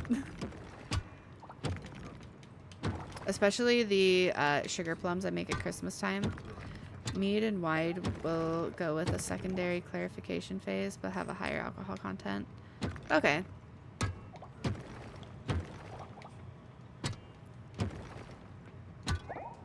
No, you are not going to lick me. I think it's funny these things basically just lick you. If it's over 40 proof, it'll cook off faster. Okay. Yeah. Like I said, I don't really cook a lot of the alcohol. Most of the time when I go to use it with like baking and stuff, it's like a last step, or it's something that is made that isn't actually baked. Again, like with using the sugar plums that I make as like an example, that uses brandy and orange liqueur and stuff like that. But that's literally just mixed, like you make homemade marzipan basically, and you mix the alcohol in with the marzipan as you're making it, and then everything gets dyed the colors that it needs to be, and then it gets rolled in sugar and, well, put together and then rolled in sugar, so it actually looks like a candied plum. But it is 100% like full alcohol. Same with like my Jack Daniel's fudge or the like Fireball fudge and stuff that I make. Those don't get added until after the chocolate and stuff is like fully melted, and that's the only heat that they ever go through, is just in the melted fudge, like the melted chocolate. And then it's pretty much, it gets poured in, it gets mixed together, and once it's all nice and smooth, it gets poured into a pan and gets to set. So a lot of that stuff doesn't actually get cooked. Oh, there's also a bourbon cake that I make for my grandpa occasionally that I guess kind of like fruitcake.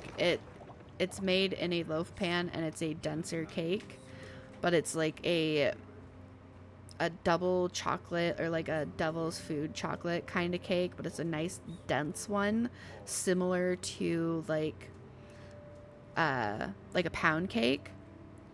But then you poke some holes in it while it's still hot, and then you let it cool down a bit, and then you pour a bunch of bourbon over it and let it fully soak through and get all nice and moist again. That's one of his favorite cakes. It's actually been a while since I made that one.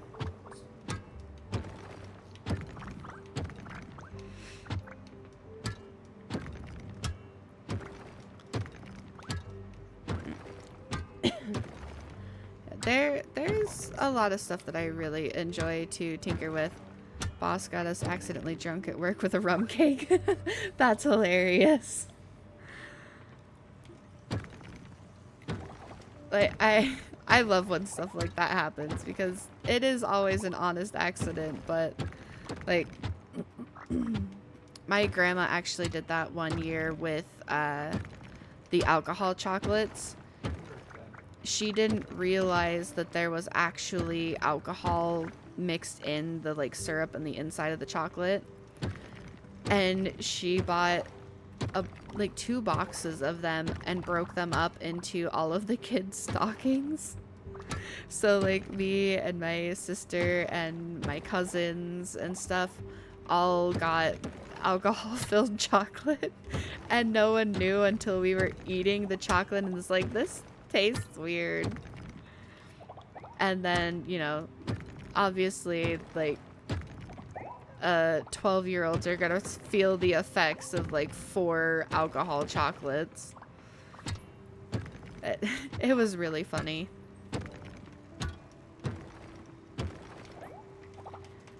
He thought the alcohol was going to cook off because he put it back in the oven after he poked it, but it wasn't long enough. Oh yeah. Yeah, no, that definitely. No, I know that's something I do know is if you're gonna do something like that, it takes a while for alcohol to actually bake out of anything. Like when you're gonna do something like that, it needs to cook for a while. Which is partly why I just don't really try to cook the alcohol out of things. If I'm putting alcohol in anything, whether it's gonna be cooked or not, I like to put a notice or like a heads up and be like, hey, there is alcohol in this. It might be cooked out, it might not.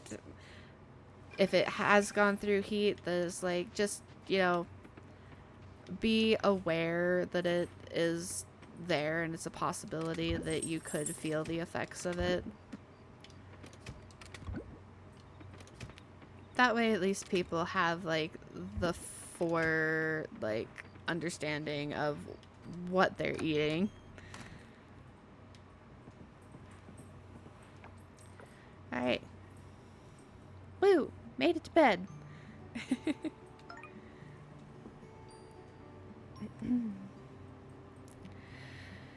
The question is, what do I want to do today? Because it's pretty much, my options are more or less fishing, bug hunting, mining, or diving. I'm experimenting new blends for next year's winter fair. Maybe I should make one for every festival we have. Check out this living room, no dust. I'm so proud of me today. It isn't exactly raining money at the coffee shop right now, and gosh, the expenses don't quit. Rent, beans, payroll, it's bananas. Running the shop is so expensive, sometimes I think about giving it up. Oh, so sad. Oh, I can invite him to hang out. My mom would make a fruit cake and use a white rum reduction glaze. She would make her sister buy the rum because appearance of evil. Oh my gosh. that that sounds rough. I'm sorry. I don't think I've actually found a fruit cake that I've genuinely enjoyed. Let's do a flower bath. Like, fruitcakes, they're just not it for me. They're not good at all.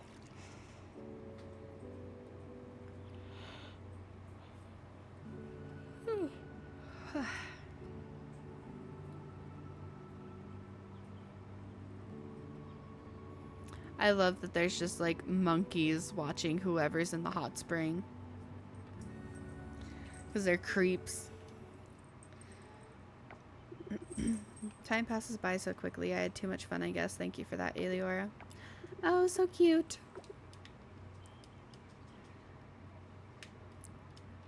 It was pretty okay because it was served hot. She'd put gum drops in it every now and then. Nice.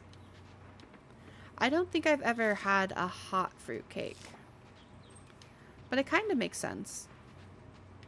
Like, it definitely sounds like it would be a lot better warm than it would be cold.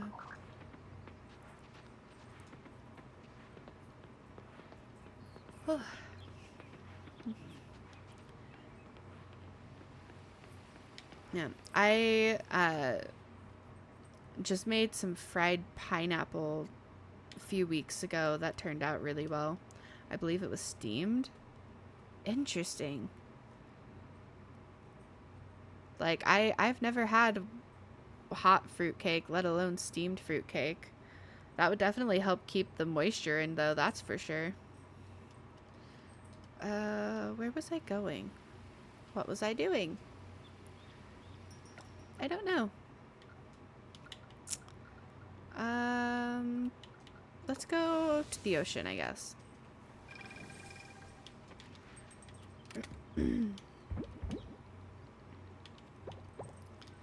Alright. Oh wait, did I check on my chickens today? I don't think I did. My chickens and my ducks. Alright. I do think this is probably going to be my last day for the night. Just because I am going to be getting up about my normal time, honestly. But getting up to stream in the morning since we have D&D tomorrow night and I completely forgot about it. Bamboo shoot is a forageable. Stick that there. And I have no idea what I was talking about before I got sidetracked. You make food for the group again? No, not this time. Our kitchen is a disaster and I did not feel like it. I am gonna make some stew tomorrow though. Get up early enough so that way I can... Well, I guess I could just throw it in the Instapot instead. Maybe I'll do that. Things go a lot faster in the Instant Pot.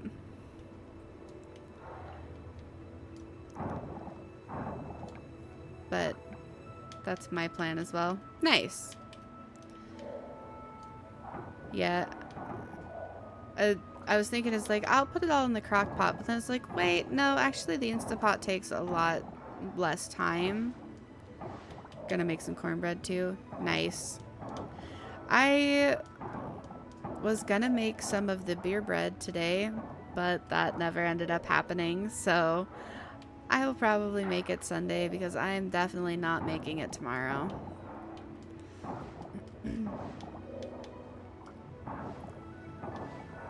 But yeah, like stew is a especially putting it in like the Instant Pot or the crock pot. It's such an easy, just like throw it all in and leave it kind of, and then you can do whatever you need to do and be a nice hearty meal before we go to D&D, because like we always end up being there really, really, really late. And this time is going to be very interesting because we're going to actually have our daughter with us, so we need to take her pack and play and whatnot, so that way she's actually able to, you know, lay down and hopefully go to sleep while we do the play and stuff, because we're usually there till like after 2 in the morning.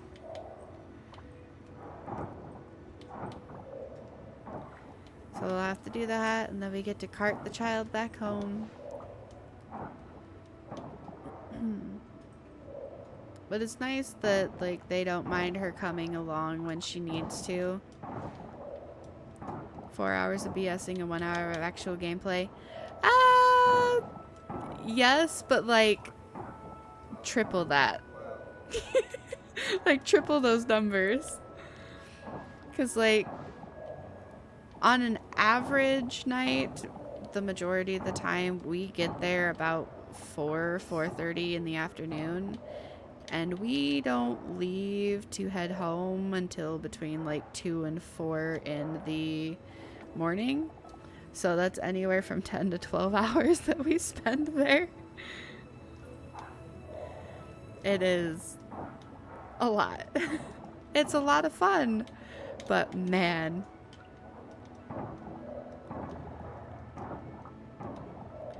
we definitely get sidetracked a lot.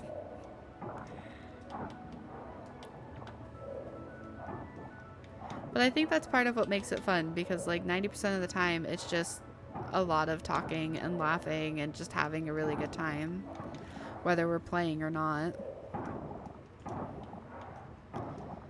But usually my mom babysits our daughter while like our daughter gets to spend the night with her, and you know, they get to have fun the day before and the morning after, and you know, so they have a lot of fun doing that. But unfortunately my mom is oh, that's funny, they're playing chess. I've never noticed that before. Oh, that's hilarious. But my mom is actually making like on her way to another state in like the middle of the country to visit some friends and stuff, because she used to live over there. So and my grandpa doesn't think that he is able to babysit our daughter. He's like, if she is a few years old, like a little bit older, then it wouldn't be an issue, but he doesn't think he'd be okay doing it. It's like, well, that's fine. Like, there's nothing wrong with that. And my sister, oh, I do not envy my sister. I messaged her to be like, hey, are you busy this weekend? Because we need someone to watch our daughter. And she's like, my fiance's sister and her family are coming from out of town, and we haven't seen them since August. And it's like, oh, you don't need to say anything else. Like, I'm not even gonna ask. It's like, I just never mind, because that means that my sister, who like right now, her and her fiance and their kids, that is a 6-person family living in a 2-bedroom duplex, and they're going to have 7 more people at their house this weekend, staying the weekend with them. And I was like, yeah, no. I'm not even going to consider the thought to ask you to add another toddler into that mix because holy crap. Ew. Yeah. That's my thought too. Like, no, thank you. Like, absolutely not. And the majority of them are kids because my sister's got 4, and then it is her fiance's sister and her fiance or husband, whoever, and they're 5 kids coming. So it's gonna be 9 kids, all I think under the age of like 11 or 12 in that house. So it's like, yeah, no, I thankfully the people we play D&D with do not mind if our daughter comes. Like, it is a little uncomfortable or awkward for me when our daughter is put to bed and she just sits there crying in the pack and play, but I would rather take her with us and, you know, deal with all of that than have to subject my sister to another child or any of the other solutions. So yeah, it's like, oh man. Like, I don't even know how my sister handles having 4 kids all under the age of 7. Like, her oldest just turned 7 in October. But like, just the thought of so many people in such a small place makes me almost panic. Because I have mild claustrophobia as it is, and I don't like people being in like close proximity to me. I don't like being touched. I don't like, you know, having to like squeeze through a hallway because there's so many other people, and just, no thank you.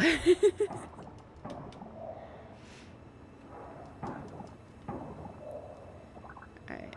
Oh, I'm getting low on stamina. Well, lower on stamina. Wonder how much further I can get if I'm gonna run out of time first or if I'm going to run out of stamina first.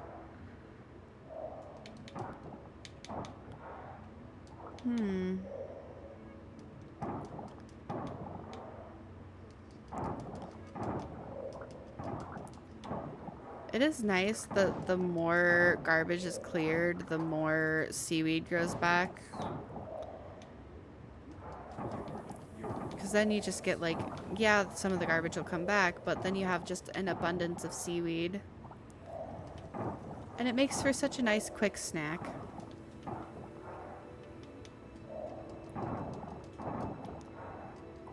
Eva is a big family, and when everyone is there, it's overwhelming, and I end up hiding somewhere after a while. Yeah, that's what I tended to do when... So I don't really have to worry about that as much nowadays because my sister and my mom...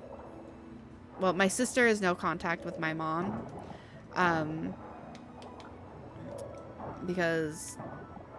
Yeah, as my sister puts it, my mom doesn't get to not be a mother and then go straight to being a grandma. It's like, you know, if I was any different of a person or like any less understanding of a person and stuff than I am, then I would honestly probably be in the same position as her. But because of that, I don't... Sounds like me, yeah. It's like, I don't have to worry about that situation happening very often anymore. But before, when my grandma was still alive, before my mom moved back over here, I would go over, and just on the days like when my grandpa was home, it would be going over to their house. It would be just listening to my grandma and my grandpa and my sister talking, and then it's her kids running around playing and screaming, which at the time she'd only had 2 of them. Well, then 3 of them. But it would be the kids, running around, screaming and laughing and playing.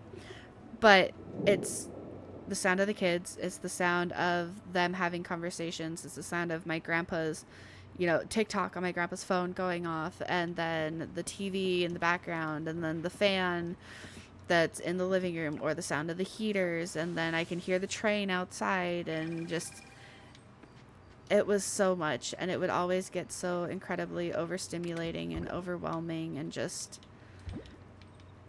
it was way too much. So I would be able to usually be there to visit for like 10, 15, on a good day maybe like half an hour, and then it'd be like, all right, I'm sorry, I can't handle this, I need to leave, or I'm going to start getting uh like frustrated, and like not angry, but like sounding angry, because it's like the frustration and stuff coming out, and I don't need the fight and stuff that would come with that, so I'm just going to remove myself from the situation and go home,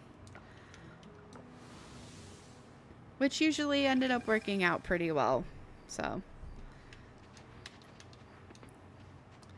alrighty, time to go to bed. Right on time, it's midnight now. Nice. Ooh, my diving leveled up. Heck yeah. Awesome.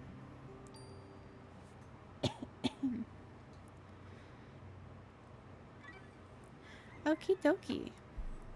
Well, I do believe this is where I'm going to call it for the night, because like I said, I will have to get up, well, at my normal time, but I want to be able to go to sleep early-ish, since I am planning on streaming in the morning.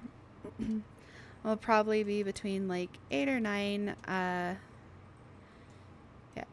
8 or 9 a.m. Pacific time. Not too sure like on an exact time, but that's about when it should be, which will be nice. But otherwise, it was definitely a lot of fun talking to everyone, and I hope y'all have a good night. Let's see. Let me find someone to raid really quick. Alright, here we go. This guy's playing some more Coral Island, so we'll go check him out. I hope you guys have a really good night, and I will hopefully see you tomorrow. Bye!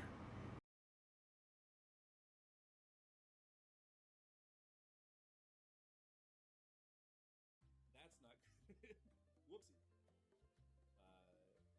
Whoopsie, right? And you just think about that for a second, like, oh no.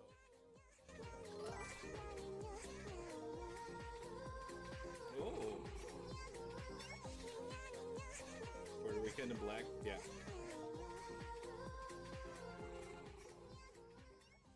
Lady Aliora rated your channel with 4 viewers.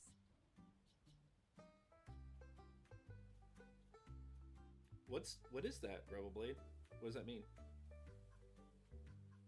Educate me. I've never heard that before. Also, thank you for the raid,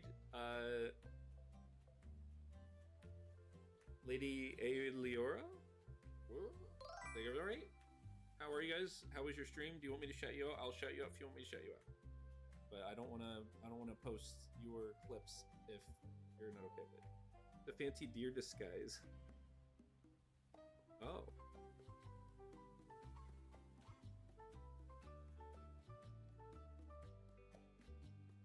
Yeah, no, it's, yeah. The Puerto Ricans yell at each other.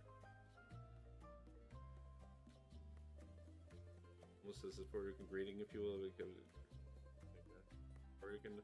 I mean, like I said, it shouldn't matter. Like you should be able to be who you are without having to deal with that. But and it sucks. It does. It does. It sucks that that people can't be understanding about that, and people get they'll come at you over shit. But yeah, that's just how it is. Really good. I had a lot of fun.